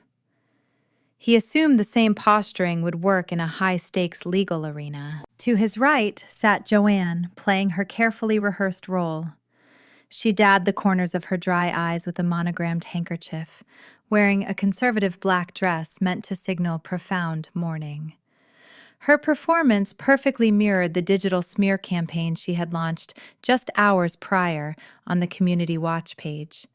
She wanted the estate attorney to see the victim she portrayed online, the devastated matriarch besieged by a greedy, ungrateful daughter. Yet beneath the manufactured sorrow, a sharp, triumphant gleam danced in her eyes every time she glanced in my direction. To Calvin's left sat Jason. The feral panic from his ambush at my corporate lobby had vanished, replaced by a smug, entitled smirk. He adjusted the cuffs of his freshly ironed shirt, taking slow, deliberate sips from a crystal glass of ice water. He thought the finish line was mere inches away. He believed the phantom payout would soon clear his staggering $120,000 subterranean drilling debt, banishing the process servers and erasing his catastrophic failures. My parents and my brother radiated a sickening collective arrogance, treating the formal legal proceeding like a victory lap before the race had even concluded. I took my seat across from them, placing my structured tote bag on the floor beside my chair. I smoothed the lapel of my navy blue blazer and folded my hands neatly on the gleaming mahogany surface. I offered no greetings. I did not glare at my mother or scoff at my brother. I simply looked at the polished wood in front of me, embodying icy, unbreakable detachment. The dramatic irony of the moment tasted sweeter than anything I had ever experienced. I knew exactly what resided inside the dark leather binder beneath Kenneth Thorne's hands. I knew the power of the brass key, the hidden contents of the downtown bank vault, and the binding nature of the irrevocable assignment resting safely in my bag. I was sitting at a high-stakes poker table where my opponents were loudly bragging about holding a pair of tens, completely unaware that I had already drawn a royal flush. Let us commence. Kenneth Thorne stated, his voice a low, gravelly baritone that commanded immediate compliance. We are here to review the final arrangements regarding the estate of Opal Murray, specifically addressing the disbursement of her primary life insurance policy. Calvin did not wait for the attorney to finish his opening remarks. He leaned forward, abandoning his casual recline, and reached into his jacket pocket. He produced a single, crisp sheet of paper. With a theatrical sweeping motion, he slid the document across the expanse of the mahogany table. It glided over the polished wood and came to a halt precisely in front of the lawyer. "I believe this will simplify the morning," Calvin announced, projecting his voice as if addressing a crowded auditorium. Opal made her final wishes abundantly clear during her last days at the hospice center. She realized the importance of securing the family legacy over petty grievances. That document is a formalized beneficiary change request executed by my mother and verified by a licensed state notary. It designates my son Jason as the sole recipient of the $500,000 benefit. The sheer audacity of his lie hung in the conditioned air. He spoke with such unwavering conviction, expecting his rural bravado to override any legal scrutiny. He genuinely believed that speaking loud enough made a fabrication true. Joanne chimed in, layering her syrupy, trembling voice over the silence. It was her dying request, Mr. Thorne. She wanted to ensure her grandson had the capital to expand his energy business. We are just here to honor her memory and make sure her true intentions are respected. Joanne shot a fleeting, venomous glance at me. We hope certain parties can accept this reality without causing unnecessary emotional distress for the grieving family. I remained perfectly still. I did not rise to the bait. I let the silence stretch, expanding until it filled every corner of the penthouse suite. The only sound was the heavy, impending tick of the grandfather clock. My father expected me to protest. He anticipated a desperate, tearful outburst where I accused them of forgery, forcing Thorne to play referee in a bitter domestic dispute. But aerospace logistics trains you to let a failing system collapse under its own weight. When an engine is tearing itself apart from the inside, you do not reach your hand into the spinning blades. You step back and watch it shatter. Kenneth Thorne picked up the paper. The overhead lighting caught the faint impression of Wade's fraudulent notary seal. The attorney did not gasp. He did not express outrage. He simply studied the fresh ink, the convenient date, and the convenient signatures. He spent a full, agonizing minute reading the single page. During that 60 seconds, Jason bounced his leg anxiously under the table, the ice clinking in his water glass betraying his nerves.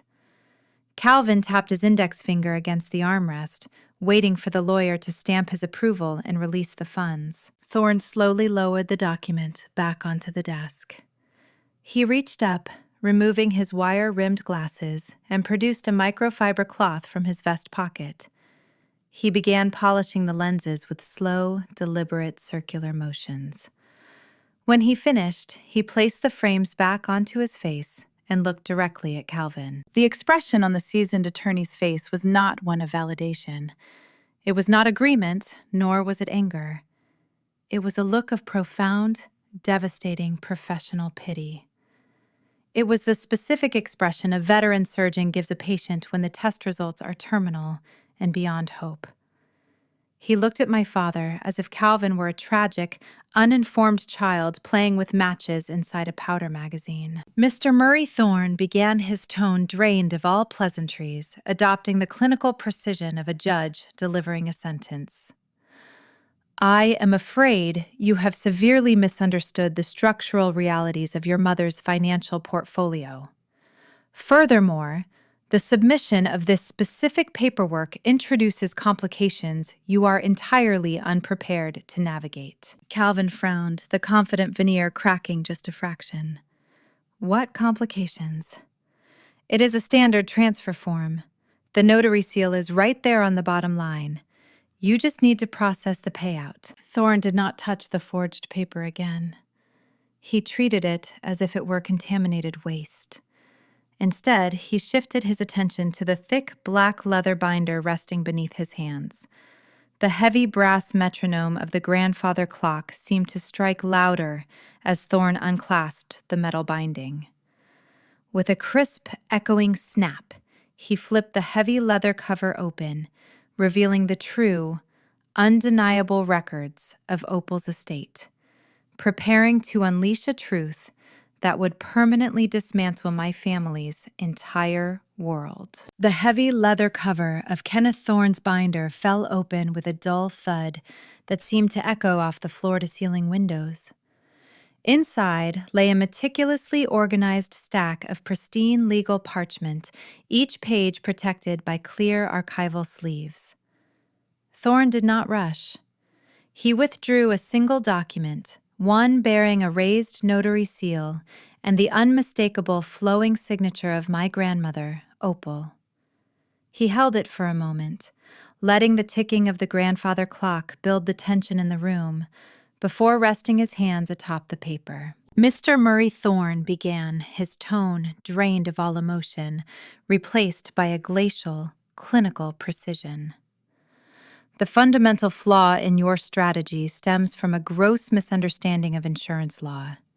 You operate under the assumption that your mother retained ownership of this policy until the moment of her passing. That assumption is factually incorrect. Calvin shifted in his plush leather chair. The smug smirk that had adorned his face just moments ago began to waver, replaced by a deep defensive frown. "What are you talking about?" Calvin scoffed, attempting to project his usual booming authority. "She paid the premiums for 30 years. It was her policy. She had the right to name my son as the recipient. The paperwork is right there in front of you." Thorne ignored the interruption. He slid the pristine document across the polished mahogany surface, placing it directly beside the fraudulent, fresh ink form Calvin had submitted.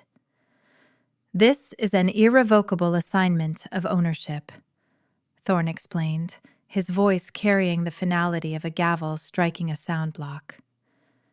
"Your mother sat in this exact chair 5 years ago.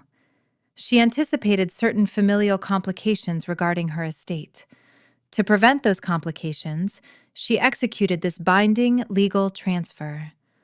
Opal permanently surrendered all rights, privileges, and controlling interests in the $500,000 policy." Thorne tapped a manicured fingernail against the bold text at the top of the page. "By signing this assignment, Opal legally removed herself from the contract. She could not borrow against the cash value, she could not surrender the policy, and most importantly for today's discussion, she forfeited the right to alter the beneficiary designation. She transferred total undivided ownership to a single assignee." Calvin leaned forward, his eyes narrowing as he struggled to process the archaic legal terminology. His gaze fell upon the assignee line. The color drained from his face in a sudden, dramatic rush, leaving his skin an ashen, sickly gray. His broad shoulders slumped, the air rushing out of his lungs as if he had sustained a physical blow to the sternum. He read my name, printed clearly on the parchment. "Legally speaking," Thorne continued, ensuring every syllable landed with maximum impact, "your mother could not change the recipient, even if she had been in perfect health. Once this assignment was filed 5 years ago, the only person on Earth authorized to alter that contract was Elisa. Your submission is not just invalid. It is a legal impossibility." Jason sat frozen beside his father. His jaw literally dropped, his mouth hanging open in a portrait of pure, unadulterated shock. The crystal glass of ice water slipped from his trembling fingers, tipping over and spilling a cold puddle across the expensive mahogany table. He did not move to wipe it up. The mathematics of his own ruin were recalibrating in his mind. The $120,000 debt to the Texas drilling conglomerate remained unpaid. The ruthless creditors, the process servers, the repo trucks targeting his fragile oil business were no longer distant threats.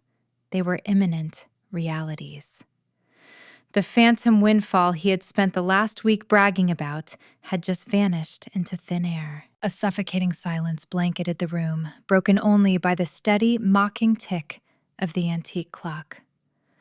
Calvin stared at the true document, his mind scrambling for a lifeline, a loophole, a way to bully his way out of the corner he had painted himself into. He opened his mouth, searching for a commanding response, but found only empty air. But Kenneth Thorne was not finished. The seasoned estate attorney leaned forward, steepling his fingers together. He possessed a profound intolerance for those who tried to manipulate his profession, and he was about to deliver the final crushing blow. The invalidity of your document is actually the least of your concerns this morning, Thorne stated, his eyes locking onto Calvin with a piercing intensity. The life insurance provider holding this policy is a national carrier headquartered in Connecticut.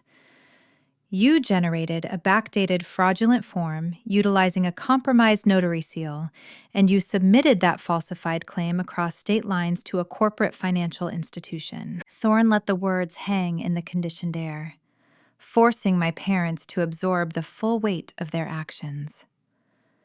You did not just make a clerical error, Mr. Murray. You engaged in a conspiracy to commit federal mail fraud. The reality of their situation hit the table like a derailed freight train. Calvin and Joanne had spent their entire lives operating within the insulated bubble of rural Oklahoma politics. They were accustomed to bending the rules, intimidating local contractors, and using their social standing to sweep indiscretions under the rug. They genuinely believed their rural bravado made them untouchable. But the Federal Bureau of Investigation does not care about country club memberships. Federal prosecutors do not care who you know at the local diner. They had committed a multi-party felony.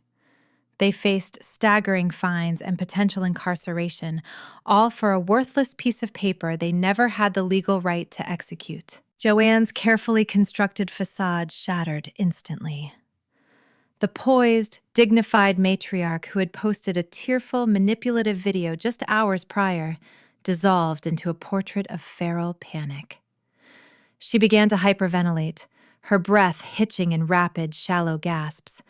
Her manicured hands clawed at the strap of her oversized designer purse, the exact same purse where she had hidden the silver fountain pen at the hospice center. Her chest heaved, her eyes darting frantically around the room, searching for an exit that did not exist. She realized that her pristine reputation was about to be dragged through a federal indictment, her name plastered across the front page of the Tulsa local news. Calvin turned his head slowly, his eyes meeting mine for the first time since he walked into the penthouse suite. The arrogant swagger was entirely gone. In its place was a desperate, pleading vulnerability. He looked at me not as a father looking at a daughter, but as a cornered animal looking for a route of escape. He expected the ingrained conditioning of my childhood to kick in. He expected me to offer a compromise to sweep the forgery under the rug, to save the family name, just as I always had. I sat perfectly still, my hands folded neatly in my lap. I felt the cold brass key resting against my collarbone, a silent reminder of Opal's foresight and my own enduring patience. I let the silence stretch for another 10 seconds, ensuring they felt every ounce of the power dynamic shifting permanently into my hands. When I finally spoke, my voice was icy, measured, and entirely devoid of pity. "I watched you do it," I said, my tone echoing off the glass windows. "I stood in the hallway outside room 312. I watched you guide her hand. I watched you stamp the paper. I watched Mom hide the pen while the heart monitor flatlined." Joanne let out a stifled, horrifying gasp, pressing her handkerchief over her mouth as if trying to push the truth back down her throat. "You thought you were securing Jason's future." I continued my gaze, locking onto my father. "You thought you could lock me out of my own home, drag my name through the mud on a public forum, and I would simply surrender. But you forgot one crucial detail. I do not play your games, and I do not bluff." I leaned forward, resting my forearms on the mahogany table. "The Insurance Fraud Division has already flagged your submission. When the federal postal inspectors contact me to corroborate the timeline of Opal's passing, I will hand them the digital timeline of your texts, the footage of your notary, and a sworn statement detailing exactly what I witnessed in that hospice room. I will not lie to federal agents to protect you from the consequences of your own greed. Calvin swallowed hard, a bead of sweat tracing a line down his pale temple. Elisa, please, he rasped, his voice a fractured shell of its former self. We are family. You cannot send your own mother and father to a federal penitentiary over a misunderstanding. We can fix this. We can sell the property. He grabbed onto the last remaining asset he believed he controlled, desperately pivoting toward the historic Craftsman house on the prairie. If the insurance money was gone, the real estate was his final lifeboat. He declared his intention to liquidate Opal Sanctuary to pay off Jason's towering drilling debts and hire criminal defense attorneys for himself. But Kenneth Thorne merely adjusted his glasses once more, reaching back into the dark leather binder to retrieve a final document that would sever my father's last remaining lifeline and push the family over the edge of total ruin. Calvin wiped a line of perspiration from his temple using the back of his trembling hand. The looming threat of a federal indictment hung over him, casting a long, dark shadow across the polished mahogany table. He needed an immediate off-ramp, a tangible asset to liquidate so he could buy his way out of the impending prison sentence. He turned his attention away from the voided insurance policy and focused his desperate energy on the real estate. The house, Calvin blurted out, his voice cracking, before he cleared his throat to force a false bravado. We still have the prairie property. The Craftsman sits on 40 acres of prime Oklahoma land. It appraises for over $500,000. We bypass the probate waiting period, list it for a cash buyer by Friday, and liquidate the asset. That covers the Texas drilling creditors, pays off the immediate lease defaults, and funds a premier criminal defense team for the insurance misunderstanding. He looked at his son. Jason nodded slowly, grasping at the real estate like a drowning sailor finding a piece of driftwood. Joanne stopped hyperventilating long enough to nod along in agreement. They were already spending the equity in their minds, carving up my grandmother's legacy to shield themselves from the consequences of their own actions. Draw up the executor authorization, Kenneth Calvin ordered, trying to reclaim his position as the dominant patriarch in the room. I want the deed transferred into my name as the primary heir by the end of the business day so I can sign a listing agreement with a broker. Kenneth Thorne did not reach for a pen. He did not signal for his paralegal. He simply looked at my father with a quiet, weary resignation. Mr. Murray Thorne said, keeping his tone measured and flat. You are not the executor of that property, and you never will be. Thorne reached into the deep leather binder one final time. The antique grandfather clock ticked in the corner, marking the last seconds of my family's remaining leverage. The attorney retrieved a thick piece of cardstock. The top right corner bore the distinctive blue ink stamp of the county clerk's recording office. Are you familiar with a transfer on death deed under Oklahoma property law? Thorne asked, holding the document by the edges. Calvin blinked his brow, furrowing in confusion. A what? A transfer on death deed, often referred to as a beneficiary deed. Thorne explained, sliding the cardstock across the table. It is a specialized legal instrument designed to bypass the probate process entirely. It allows a property owner to designate a grantee who will automatically inherit the real estate the exact moment the owner passes away. The property never enters the estate. It does not pass through a will. It transfers instantly by operation of law. My grandmother understood the men in her family better than anyone else did. Opal watched Calvin bankrupt his first 2 contracting businesses before he married Joanne, always relying on someone else to bail him out of his own hubris. She watched him raise Jason with that exact same toxic entitlement, treating the cyclical energy market like a personal casino. Opal loved her historic Craftsman house. She spent decades tending to the wraparound porch, maintaining the original hardwood floors, and cultivating the wild prairie grass. She refused to let her sanctuary be chopped up and sold to cover the cost of a failed wildcatter's tungsten drill bits. So 6 months ago, while Calvin was busy enabling Jason's latest disastrous oil scheme, Opal requested a private meeting with Kenneth Thorne. She drafted this specific document in secret. Thorne tapped the blue recording stamp. Opal executed this deed half a year ago, filing it directly with the county clerk. She named a sole, exclusive grantee. Thorne turned the document so it faced Calvin right side up. The moment your mother's heart stopped in that hospice room, the legal title to the Craftsman House, along with the surrounding 40 acres, transferred instantaneously. It belongs exclusively to Elisa. The silence that fell over the penthouse conference room was suffocating. It was not just quiet.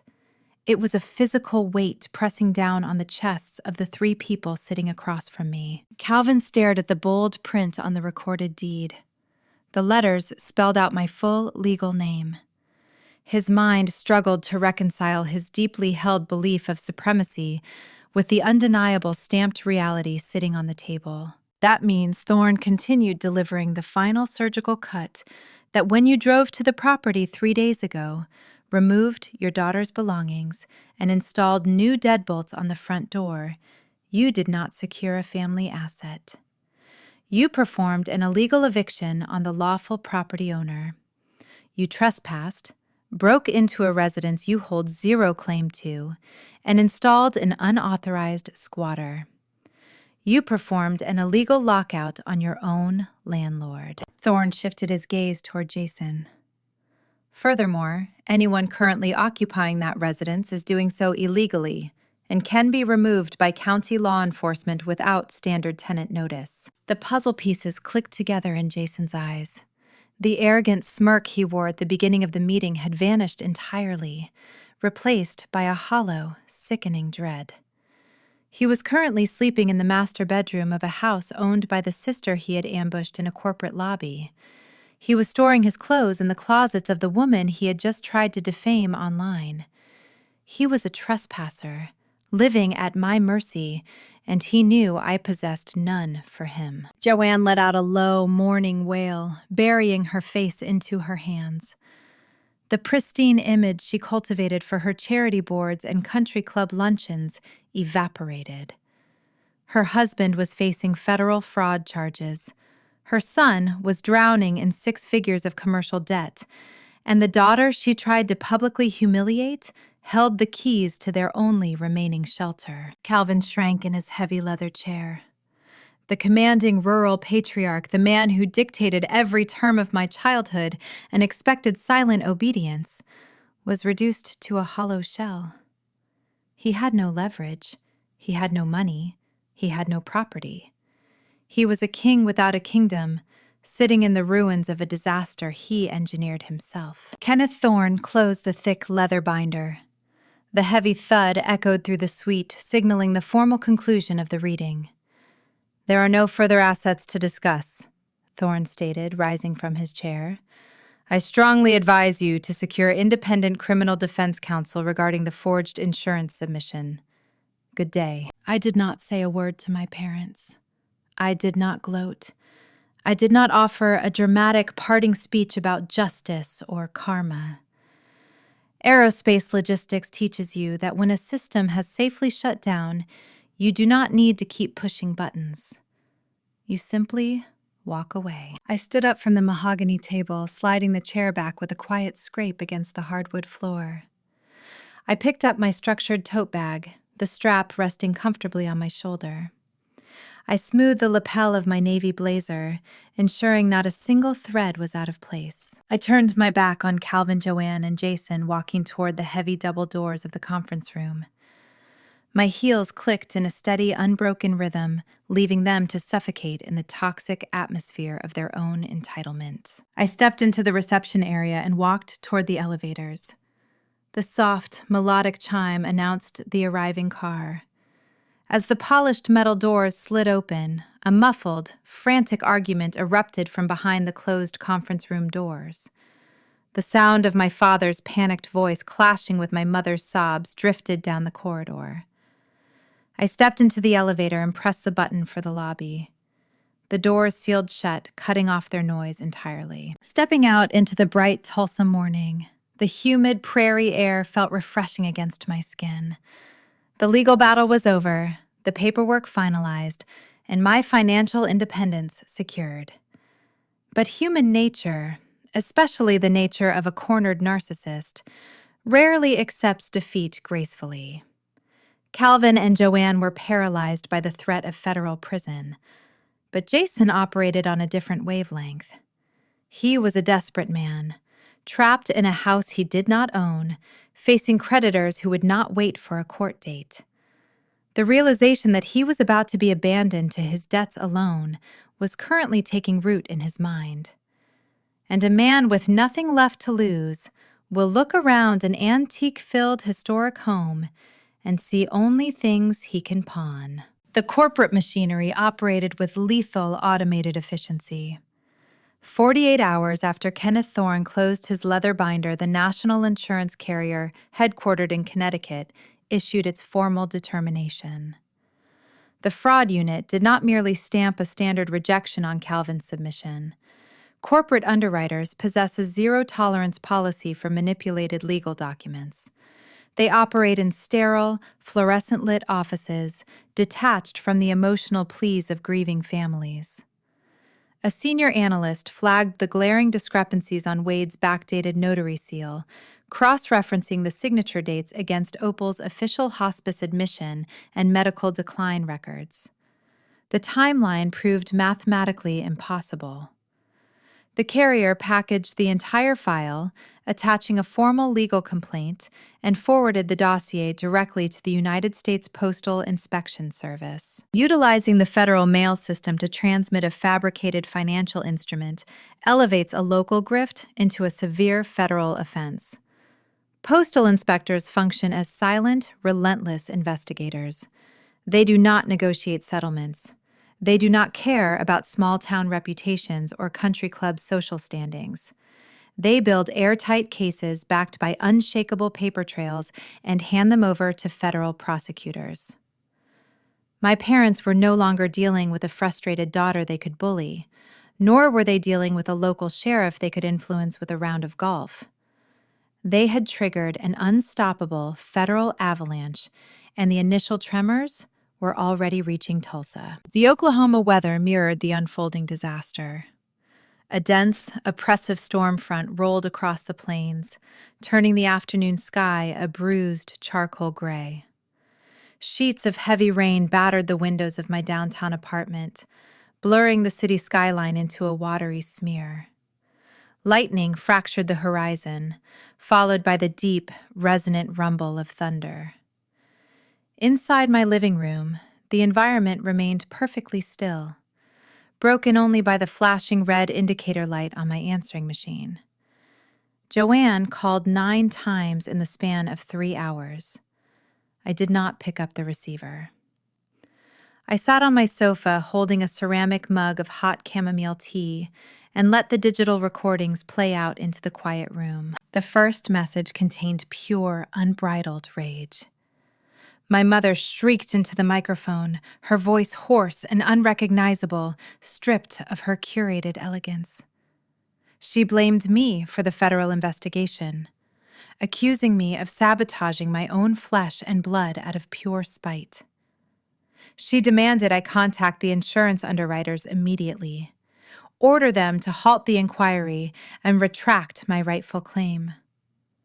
Her tone was sharp, commanding, and saturated with the delusion that she still held power over my actions. The subsequent recordings featured a distinct shift in tactics. The anger dissolved into venomous guilt trips.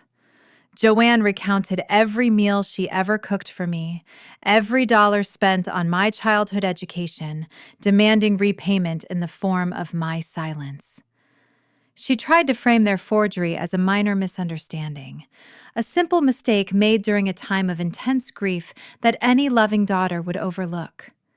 She pleaded for family unity, using the very concept they had weaponized against me for decades to force my compliance. By the final recording, the facade crumbled entirely. The proud, image-obsessed matriarch vanished. What remained was the wet, desperate sound of a woman weeping uncontrollably. She sobbed so hard she choked on her own breath. She pleaded for me to hire a lawyer to shield them from the postal inspectors, confessing that Calvin was pacing their living room floor, terrified of a prison sentence, unable to sleep or eat. He was staring out the window, waiting for federal vehicles to pull into his driveway. I listened to the raw desperation echoing through the speaker. I took a slow sip of my tea, feeling the warmth spread through my chest. I reached out and pressed the delete button, erasing the noise from my sanctuary forever. I understood the harsh mathematics of their situation. With the $500,000 payout erased and the historic Craftsman property legally resting in my name, Calvin and Joanne possessed zero liquid assets to combat a federal indictment. Hiring a seasoned white-collar criminal defense attorney requires a staggering upfront retainer. Facing astronomical legal fees and the undeniable proof of their conspiracy, my parents reached the end of their financial runway. Calvin, a man who spent his life boasting about his wealth and commanding respect, was forced to contact a bankruptcy attorney. They were preparing to file for Chapter 11, desperate to shield their meager remaining retirement accounts from the impending federal fines and legal judgments. The facade of the wealthy oil family was dead. This harsh reality left one person standing exposed to the elements: Jason. For his entire 26 years, my brother relied on Calvin to sweep away his failures. Whenever an oil venture collapsed, a well ran dry, or a loan defaulted, my father simply wrote a check, insulating his golden child from the consequences of the real world. But a bankrupt patriarch, facing a federal judge, cannot write checks. Calvin and Joanne were pulling up the drawbridge to protect themselves, leaving Jason standing alone outside the fortress walls. The Texas drilling conglomerate did not care about our family drama. They held a legally binding commercial lease featuring a $120,000 default penalty. The process servers were already circling his last known addresses. The collection agencies were preparing to seize whatever assets Jason had left to his name. My brother knew his parents were abandoning him to the wolves to save their own skins. He needed cash, and he needed it instantly. He lacked the skills to earn it, the credit to borrow it, and the charm to con it. Fear is a potent catalyst. It strips away logic and reduces a person to their most primal instincts. Jason was currently occupying a sprawling rural estate filled with generations of accumulated wealth. He was sleeping down the hall from Opal's antique silver collections, surrounded by thick copper plumbing, vintage electronics, and irreplaceable family heirlooms. To a desperate man staring down a six-figure judgment, a sanctuary morphs into a pawn shop. Night fell over the storm-swept prairie.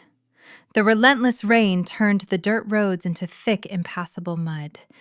Jason sat inside my grandmother's house, listening to the thunder rattle the antique window panes. The electricity flickered, casting long, menacing shadows across the hardwood floors. He realized no savior was coming to rescue him this time. The golden child was finally cornered. Driven by a blind, feral need to escape his impending ruin, he made a dark decision under the cover of the midnight storm. He walked into the garage, his boots echoing on the concrete, grabbed a heavy steel crowbar from the workbench, and turned his sights on the very walls protecting him. The relentless Oklahoma thunderstorm masked the sound of tearing drywall. Inside the historic Prairie Craftsman, Jason swung a heavy steel crowbar into the basement wall, his muscles burning with a frantic, desperate energy. The plaster crumbled, unleashing a cloud of fine white dust that coated his damp hair and clung to his sweat-soaked shirt. He reached into the jagged hole, his hands gripping the thick copper water pipes running vertically toward the ceiling. He planted his boots against the exposed wooden studs and pulled back with all his remaining strength. The metal groaned, snapped, and surrendered, sending a spray of stagnant water across the concrete floor. Jason tossed the severed copper links into a heavy canvas duffel bag resting near the staircase. Scrap metal yards in neighboring states did not ask questions. They paid cash, based on weight, demanding no identification and keeping no digital records. Untraceable currency was the only asset that mattered to a man attempting to vanish. His bank accounts were heavily monitored. His credit cards were frozen. The Texas drilling conglomerate was undoubtedly preparing to file a garnishment order against any legitimate income he might ever earn. He needed a substantial stake to cross the state line, secure a motel room under a false name, and disappear into the sprawling expanse of the American Southwest. He climbed the basement stairs, his breathing ragged, the crowbar gripped tightly in his right hand. The house was pitch black, the rural power grid having failed hours ago under the assault of the storm. He navigated the hallways using the narrow, erratic beam of a heavy-duty tactical flashlight. He stepped into the formal dining room, the beam illuminating the towering antique oak hutch dominating the far wall. Inside the glass display cabinets sat generations of accumulated wealth. Opal spent decades curating a collection of sterling silver serving trays, ornate flatware, and heavy candelabras. Jason shattered the glass panes with a swift strike of his tool, not caring about the splintering wood or the historical value of the pieces. He shoved the tarnished silver into his second duffel bag, the heavy metal clanking loudly in the empty room. He justified the theft in his panicked mind, convincing himself that he deserved this equity. He was the son, the heir, the wildcatter who merely hit a string of bad luck. The world owed him this final payout. He believed he was outsmarting the system, treating his deceased grandmother's sanctuary like a personal salvage yard. He operated under the fatal assumption that he was entirely alone. 6 months prior to entering the hospice center, Opal recognized her failing health and the isolated nature of her 40-acre property. Living far outside the Tulsa city limits meant slow emergency response times. She valued her independence, but she was deeply pragmatic. She hired a private security contractor to wire the estate. The technician did not install obvious bulky cameras on the exterior eaves. He embedded discrete, high-definition lenses into the smoke detectors, the corners of the crown molding, and the bookshelf crevices. Opal mandated that the system run on an independent battery backup, utilizing a cellular data transmitter to bypass the vulnerable rural internet lines. She handed the master login credentials to the only person she trusted with her legacy. In my downtown apartment, miles away from the prairie, the storm raged against the glass. I sat on my sofa reading a logistics report in the dim light of a table lamp. My smartphone rested on the coffee table. The screen suddenly illuminated, accompanied by a sharp, repeating chime. A push notification from the security application hovered on the lock screen. Motion detected in the primary basement hallway. A second notification arrived 3 minutes later.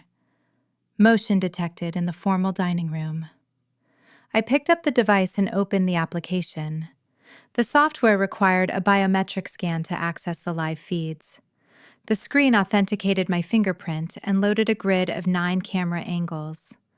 The infrared night vision cast an eerie, glowing green tint across the footage. I tapped on the dining room feed, expanding it to fill the entire screen. I watched my brother destroy my property in real time. The high-definition lens captured every frantic, pathetic movement. I saw Jason smashing the glass of the oak hutch. I saw him stuffing the sterling silver trays into his mud-stained canvas bags. I watched him swing a crowbar inside the very home he had attempted to steal from me just days prior. The golden child, the brilliant energy entrepreneur my parents had bankrupted themselves to protect, was reduced to a common scavenger. A lesser person might have felt a surge of panic. Society conditions us to intervene, to dial the sibling to scream into the receiver, begging them to stop the desecration. I felt no urge to intervene. Aerospace supply chain management requires identifying a critical failure and allowing the safety protocols to engage. Jason was actively committing a severe felony. I possessed undeniable recorded proof. He was handing me the ultimate mechanism to remove him from my property permanently. I did not call my parents. I did not call Jason. I minimized the security application, keeping the recording active in the background, and pulled up my digital document vault. I opened the high-resolution scan of the transfer on death deed, verifying the county clerk stamp and my legal designation as the sole owner. I dialed the 10-digit non-emergency dispatch number for the county sheriff. The line rang twice before a dispatcher answered, her voice calm and professional. County Dispatch, what is the nature of your report? My name is Elisa Murray, I stated, my tone matching her clinical precision. I need to report an active burglary in progress at my residence. I provided the exact rural address of the Craftsman house. The dispatcher typed rapidly on her keyboard, the clicking echoing through the receiver. Are you currently inside the structure, ma'am? I am safely off-site, observing the intruder through a covert battery-powered internal surveillance system. I am the sole lawful owner of the property. The title transferred to my name upon the previous owner's death, bypassing probate. I possess the recorded deed to verify ownership. Can you describe the intruder? The dispatcher asked. He is a male in his mid-20s. He is currently armed with a heavy steel crowbar. He has caused substantial structural damage to the basement plumbing to extract copper piping, and he is actively bagging high-value sterling silver from the dining room. Because I specified the presence of a heavy, blunt weapon and active structural destruction, the dispatcher immediately upgraded the call priority. I have 2 patrol units en route to your location. Do not approach the premises. Stay on the line if the suspect changes locations. I thanked her, assured her I would maintain a safe distance, and disconnected the call. I stood up from the sofa and walked to the entryway. I slipped into a dark, waterproof trench coat and grabbed my car keys. I walked out to the parking garage, the damp concrete smelling of motor oil and rain. I slid into the driver's seat of my sedan, started the engine, and merged onto the flooded Tulsa streets. I did not speed. I obeyed every traffic signal, the windshield wipers beating a steady, hypnotic rhythm against the glass. The city lights faded in my rearview mirror, replaced by the deep, consuming darkness of the Oklahoma plains. The heavy thunderstorm had passed, leaving behind a thick, swirling prairie fog that clung to the asphalt. As I neared the final mile marker, I reached down and cut my headlights, navigating the familiar dirt road by the pale moonlight filtering through the breaking clouds. I pulled my sedan onto a hidden elevated shoulder, parking beneath the dense canopy of an ancient pecan grove. From this elevated vantage point, I possessed an unobstructed view of the Craftsman property sitting in the valley below. Jason's pickup truck sat idling in the gravel driveway. He had backed it up directly to the front porch steps, the tailgate lowered to accept his stolen cargo. The front door of the house stood wide open, a careless invitation to the night air. I sat in the dark cabin of my car, the engine purring silently, the heater keeping the damp chill at bay. I watched the erratic beam of his flashlight sweeping back and forth across the front windows as he moved from room to room, gathering his final haul. He believed he was a phantom. He thought he was a clever survivor, outsmarting the creditors, outrunning his failures, securing his escape fund in the dead of night. He had no idea the snare was already pulled tight, locking him inside a trap of his own making. I lowered my window just a fraction. The cool, wet breeze slipped into the car, carrying the scent of crushed prairie grass and damp soil. I leaned my head back against the headrest and listened to the silence of the plains. A few minutes later, cutting through the heavy fog from the main highway, a faint, rhythmic wail began to echo across the hills. The sound grew sharper, piercing the quiet night. Two distinct sets of flashing red and blue lights broke over the distant ridge, accelerating down the dirt road toward the property. The authorities were arriving, and they were not coming to save him. The twin police cruisers crusted the distant ridge in stealth mode, running dark, without their sirens to preserve the element of surprise. Only the sweeping, strobing flashes of red and blue pierced the thick prairie fog, painting the wet asphalt in rhythmic neon bursts. They accelerated down the final stretch of the dirt road, their heavy tires kicking up a spray of mud and gravel. As they reached the property line, the deputies engaged their high beams and activated their spotlights, flooding the front of the historic Craftsman house in blinding, stark white illumination. They boxed in the idling pickup truck, perfectly forming an impenetrable barricade across the driveway. I sat comfortably inside my sedan beneath the canopy of the pecan grove, the engine purring, the cabin temperature set to a cozy 70 degrees. I watched the scene unfold through the windshield like a private cinematic screening. 4 deputies stepped out of their vehicle simultaneously. They moved with practiced tactical precision, their hands resting cautiously near their duty belts. The heavy static of their shoulder radios crackled through the damp night air. The lead officer unhooked a loudhailer from his dashboard, raising it to his mouth. His voice boomed across the valley, echoing off the rolling hills, ordering the suspect to step out of the structure with empty hands. For a long, agonizing minute, nothing happened. The front door remained wide open, the dark interior of the house revealing nothing. Then, a figure slowly emerged from the shadows of the porch. Jason stepped into the blinding glare of the spotlights. The visual poetry of his downfall was staggering. This was the arrogant prodigy who spent his adult life attending regional energy conferences in tailored suits, boasting about subterranean mineral rights and commanding respect on his father's dime. Now he stood shivering in the Oklahoma chill, covered head to toe in white drywall dust, his expensive boots caked in thick basement mud. In his left hand, he gripped the canvas duffel bag, a stolen silver candlestick protruding awkwardly from the zipper. In his right hand, he held the heavy steel crowbar. "Drop the weapon," the lead deputy ordered, his tone leaving zero room for negotiation. "Drop it right now and step away from the bag." Jason froze like a cornered deer.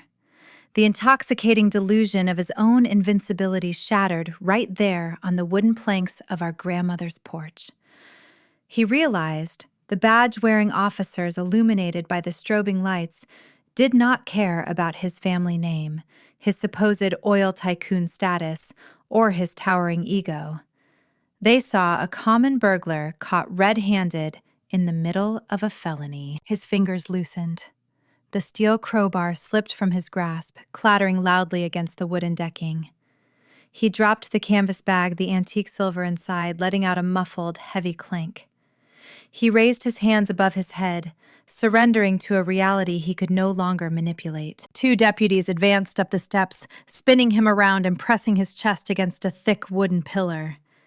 The sharp, metallic ratcheting of steel handcuffs echoed through the quiet valley.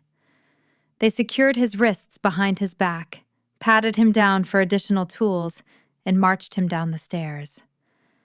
They did not handle him with the reverence he felt he deserved. They guided him firmly toward the back of the cruiser, pressing a hand to the top of his head as they shoved him into the molded plastic back seat, slamming the heavy door shut. Just as the deputies began logging the stolen silver into evidence bags, A pair of brilliant halogen headlights tore down the rural road. A luxury SUV took the final corner far too fast, fishtailing in the slick mud before slamming on the brakes just inches away from the police barricade. Calvin and Joanne spilled out of the vehicle, stumbling into the damp night. Jason must have dialed them in a blind panic the moment he saw the red and blue lights approaching the house. Calvin stormed toward the perimeter, puffing out his chest, attempting to deploy the dominant rural patriarch persona that had served him for decades. "What the hell is going on here?" he demanded, pointing a rigid finger at the lead deputy. "That is my son in that car. Uncuff him this instant. You are making a colossal mistake." "I know the county commissioner." The deputy did not flinch. He unclipped a high-voltage taser from his belt, aiming the laser sight squarely at Calvin's chest. "Step back behind the vehicle, sir.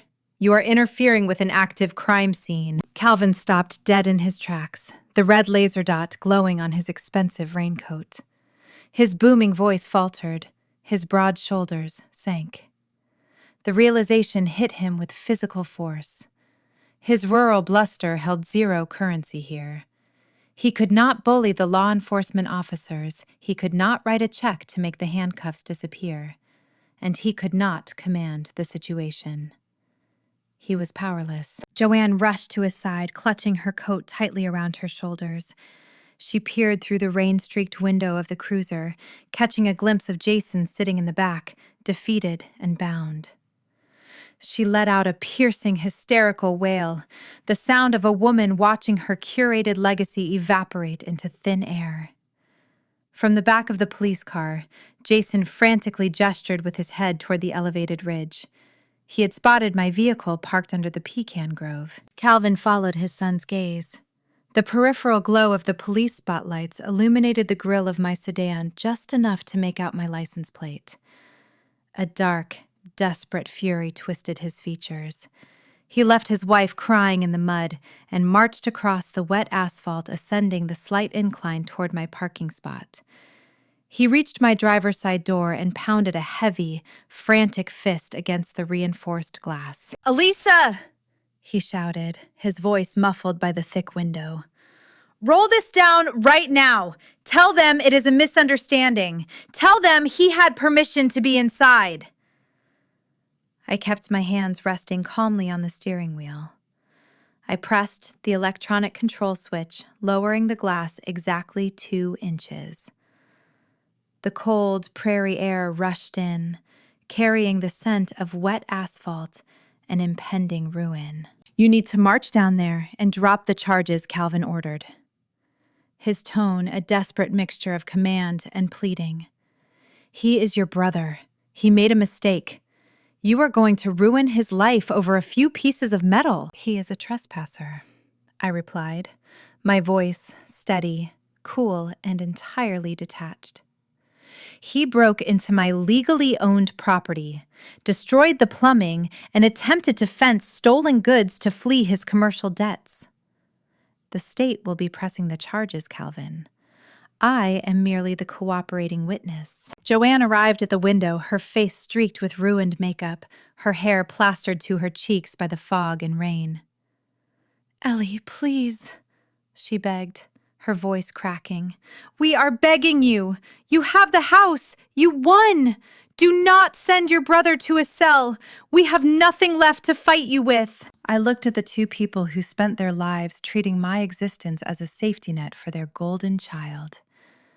I remembered the illegal locks on my front door. I remembered the forged signature in the hospice room. I remembered the digital smear campaign designed to destroy my career. They were not sorry for their actions. They were only sorry they had run out of ammunition. I looked my mother directly in the eye. I reached down and pressed the electronic window switch. The glass glided upward, sealing shut with a soft, final click, cutting off her sobs instantly. I shifted the transmission into drive. The tires gripped the wet gravel. I pulled away from the pecan grove, leaving Calvin and Joanne standing in the exhaust fumes, illuminated by the flashing red and blue lights of the county sheriffs, watching the taillights of my sedan disappear into the Oklahoma night. The next morning broke clear and bright, the heavy thunderstorm washing the Tulsa skyline clean.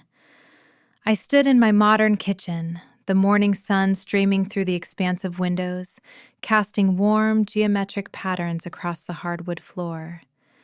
The espresso machine hummed a quiet, comforting tune.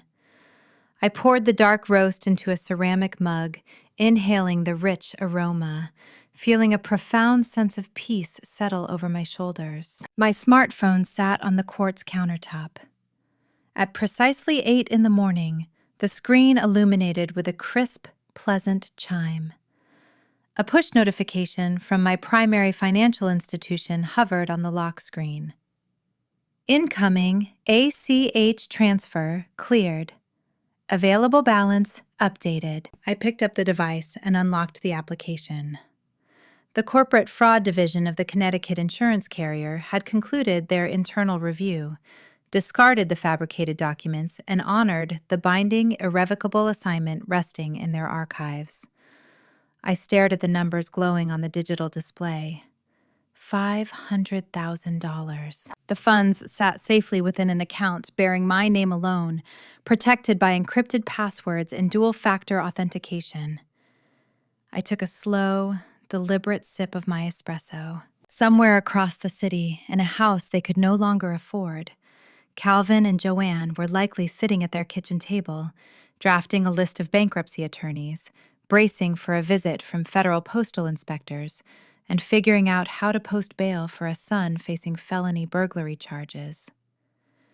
They had engineered a labyrinth of lies, entitlement, and deceit, digging a pit to trap me, only to fall headfirst into the darkness themselves. I set the phone down. I had achieved absolute, unshakable financial independence. The cycle of extraction was permanently severed. I owned the land, I held the capital, and I possessed the quiet, unbreakable confidence of a woman who secured her own future. The timeline of justice operates with a slow, grinding certainty. 1 week after the flashing red and blue lights illuminated the prairie fog, the dust began to settle over the ruins of my family's fabricated empire.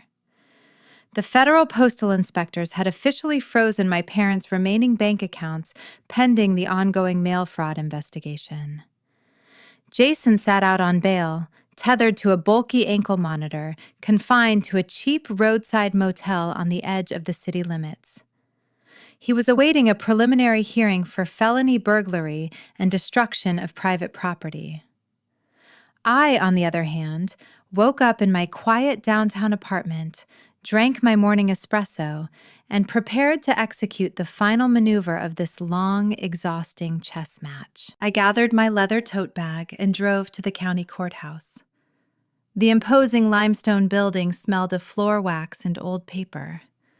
I bypassed the crowded civil dockets and walked directly to the property records division. I presented my authenticated transfer on death deed, along with a formal 30-day notice to vacate. The legal mechanism was straightforward. Jason was an unauthorized occupant, a trespasser who had left behind a mountain of personal belongings, cheap furniture, and discarded drilling equipment. By law, the property owner must provide a formal window for the removal of those items before hauling them to the local landfill. But mailing a certified letter felt far too passive for the closure I required. I took the freshly stamped paperwork and walked across the sunlit plaza to the county sheriff's precinct. I stood at the dispatch window and requested a specific civil service detail. I asked for the exact same veteran deputy who had commanded the scene and placed the steel handcuffs on my brother a week prior. The desk sergeant nodded, processed my service fee, and handed the manila folder to the officer. Using the very same badge to deliver their eviction notice, offered a layer of symmetry that no amount of money could buy. I drove out to the rural highway, navigating the familiar winding dirt roads, until I reached the elevated ridge overlooking the Craftsman House. I pulled my sedan under the shade of the ancient pecan grove, placing the transmission in park. The heavy thunderstorm from the previous week had given way to a blistering, dry Oklahoma afternoon. The heat shimmered in waves above the asphalt.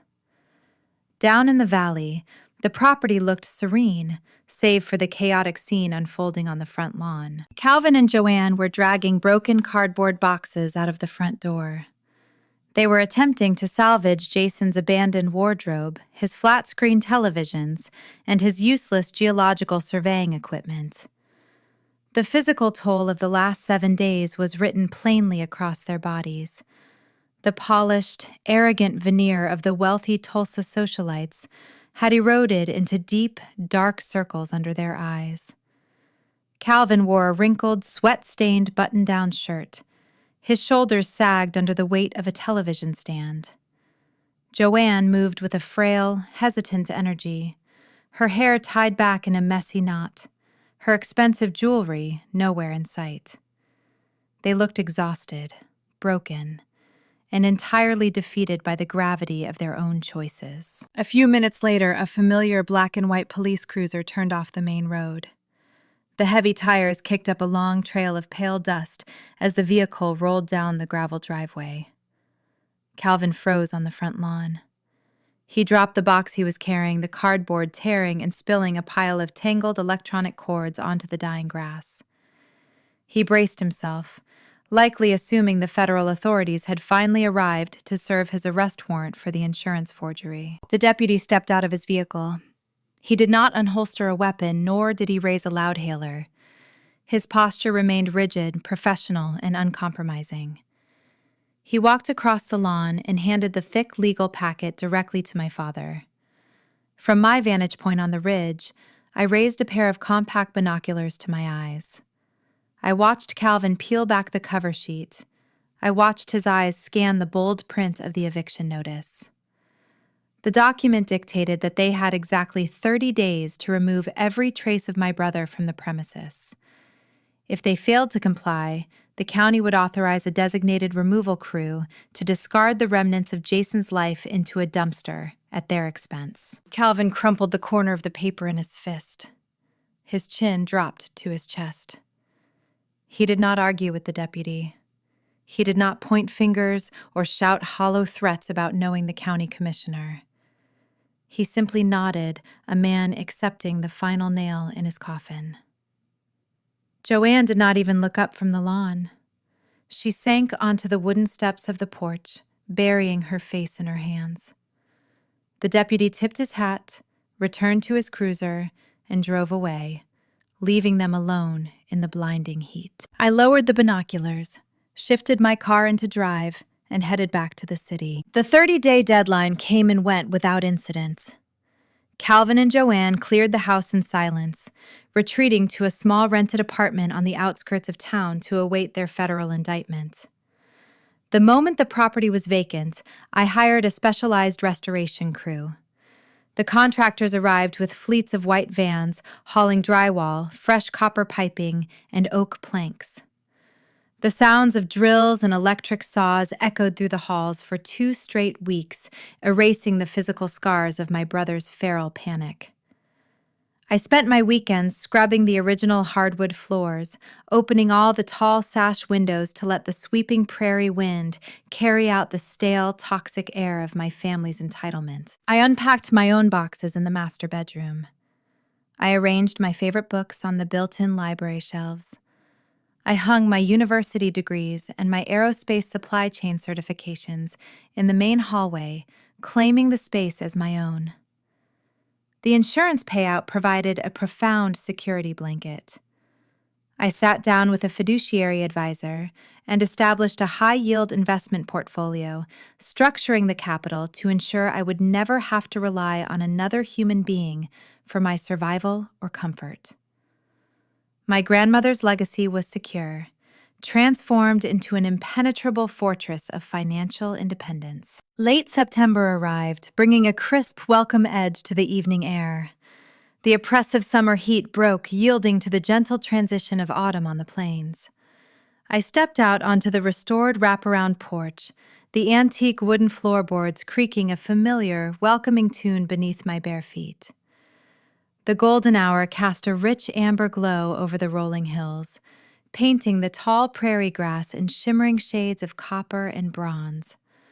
A solitary red-tailed hawk circled high above the tree line, riding the thermal currents in perfect silence. I settled into a cushioned wicker chair holding a vintage-cut crystal glass filled to the brim with iced sweet tea.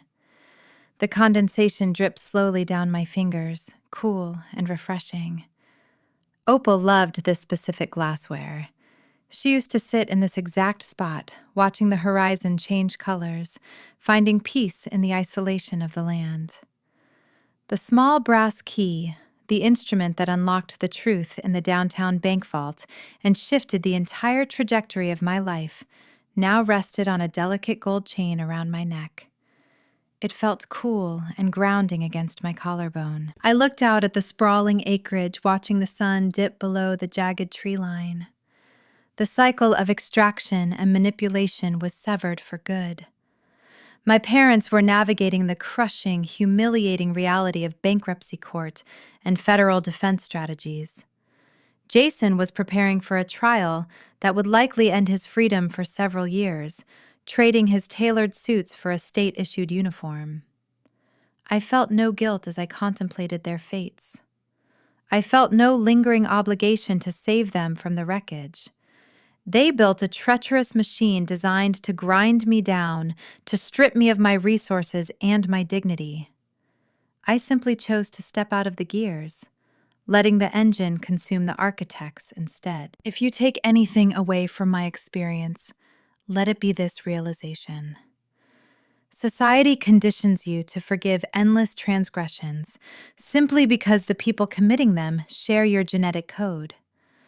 You are taught to keep the peace, to absorb the damage, to shrink yourself so that a golden child can shine. Do not fall for the trap. Boundaries are not betrayals. They are armor. Keep your receipts. Digitize your records. Know your legal rights. Never set yourself on fire to keep toxic people warm. If you would have called the cops on Jason too, drop a 100 in the comments. I will see you in the next story. The American family, in its most idealized and traditional form, is often envisioned as an impenetrable fortress. It is supposed to be a sanctuary built on the bedrock of unconditional love, mutual respect, and shared sacrifice. But as the harrowing story of Elisa, her brother Jason, and their parents, Calvin and Joanne, reveals, a fortress built on a foundation of blatant favoritism and deceit will eventually become a prison for some and a tomb for others. This narrative is not merely a tale of legal maneuvering, financial vindication, or courtroom drama. It is a profound cautionary reflection on the devastating consequences of toxic parenting, the true meaning of family responsibility, and the generational impact of the choices we make while raising our children. At the heart of this tragedy lies a fatal distortion of parental love. Calvin and Joanne fell into a psychological trap that ensnares far too many parents, the creation and perpetual enabling of the golden child.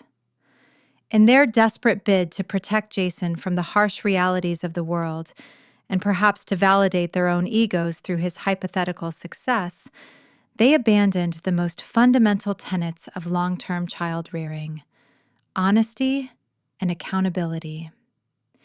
In American culture, we often champion the ideals of self-reliance, hard work, and personal responsibility, values that are traditionally meant to be forged around the kitchen table.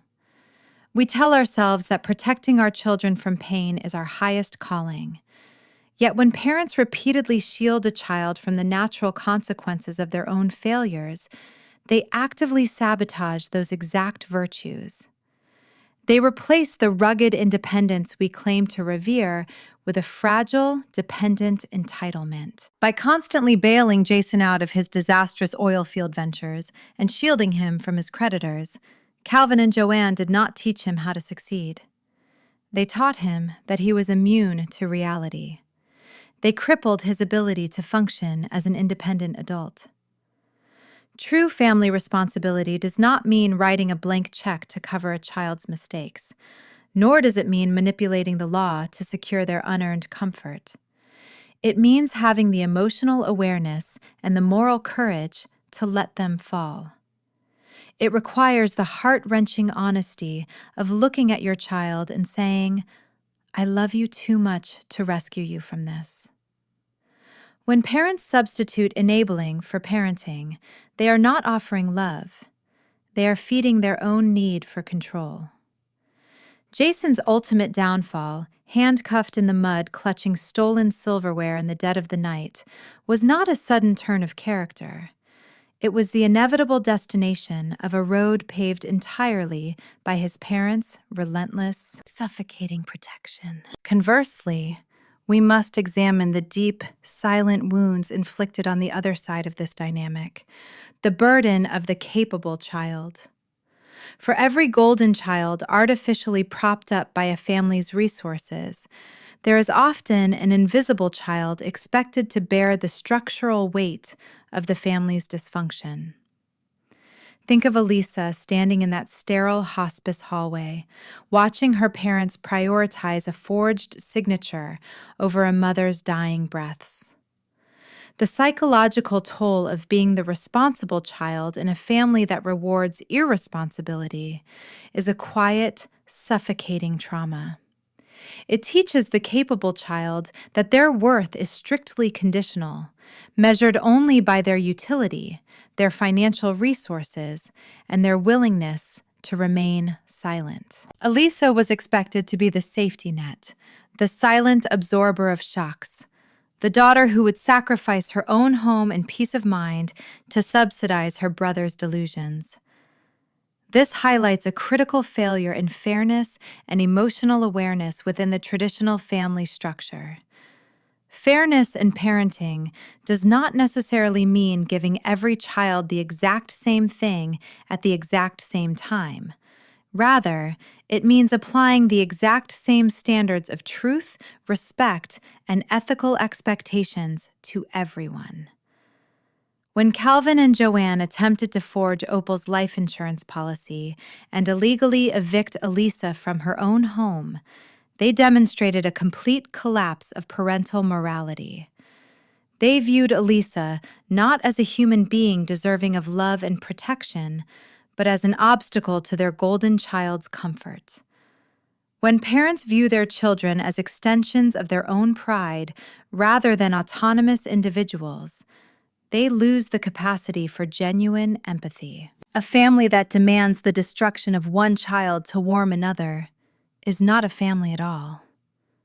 It is a cult of compliance. If the agonizing dynamics of this narrative resonate with the unseen quiet struggles in your own family tree, I encourage you to follow Jessica Told Stories. We continuously explore these deeply human, emotionally complex narratives that hold a mirror up to our most hidden truths, helping us all navigate the shadowed corridors of family loyalty and justice. The ultimate foil to Calvin and Joanne's moral bankruptcy was the quiet, overarching wisdom of Grandmother Opal. Opal represents the purest form of long-term guidance and true traditional family responsibility. She possessed the rare, clear-eyed vision to see her son and grandson exactly as they were, without the rose-colored glasses of maternal delusion. She understood that leaving her legacy unprotected would only fuel the cycle of entitlement and ruin. By executing the irrevocable assignment and the transfer on death deed years in advance, Opal practiced a fierce protective love. She used the inflexible nature of the law to enforce the boundaries her son refused to learn. Opal's actions remind us that true elder wisdom involves looking past the present moment and making the hard, unpopular decisions that will protect the righteous and disarm the reckless long after we are gone. We are taught from a very young age that family is the ultimate anchor, that blood is thicker than water, and that our primary duty is to keep the family unit intact at all costs. Traditional American values often romanticize the idea of endless sacrifice, whispering that a good parent gives everything they have to their children, and a good child absorbs every blow for the sake of the parent's peace of mind. But this story demands that we challenge this deeply ingrained dogma. Here is a truth that goes against generations of conventional thinking. Unconditional love does not require unconditional access to your life, and endless sacrifice is not a virtue if it requires the death of your own dignity. The most profound act of love you can offer a perpetually destructive family member is not to save them, but to allow them to face the full, unmitigated weight of the world they have created. And the most vital responsibility you have in a toxic family dynamic is not to fix the broken machinery, but to step entirely out of the gears. Elisa did not win by screaming louder, by pleading for the love her parents were incapable of giving, or by setting herself on fire to illuminate their darkness. She won by embracing the cold, hard sanctuary of the truth. She won by understanding that some bridges are not meant to be repaired.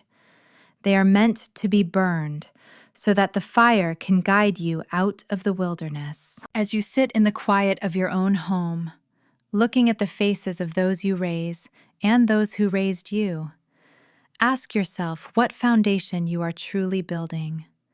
Are you nurturing independence rooted in honesty, or are you cultivating entitlement masked as love? When the storm finally comes and the undeniable truth is laid bare on the mahogany table of your own life, will the legacy you leave behind be a fortress that protects, or a prison that collapses under the weight of its own lies? The answer does not lie in the blood you share, but in the boundaries you have the courage to draw.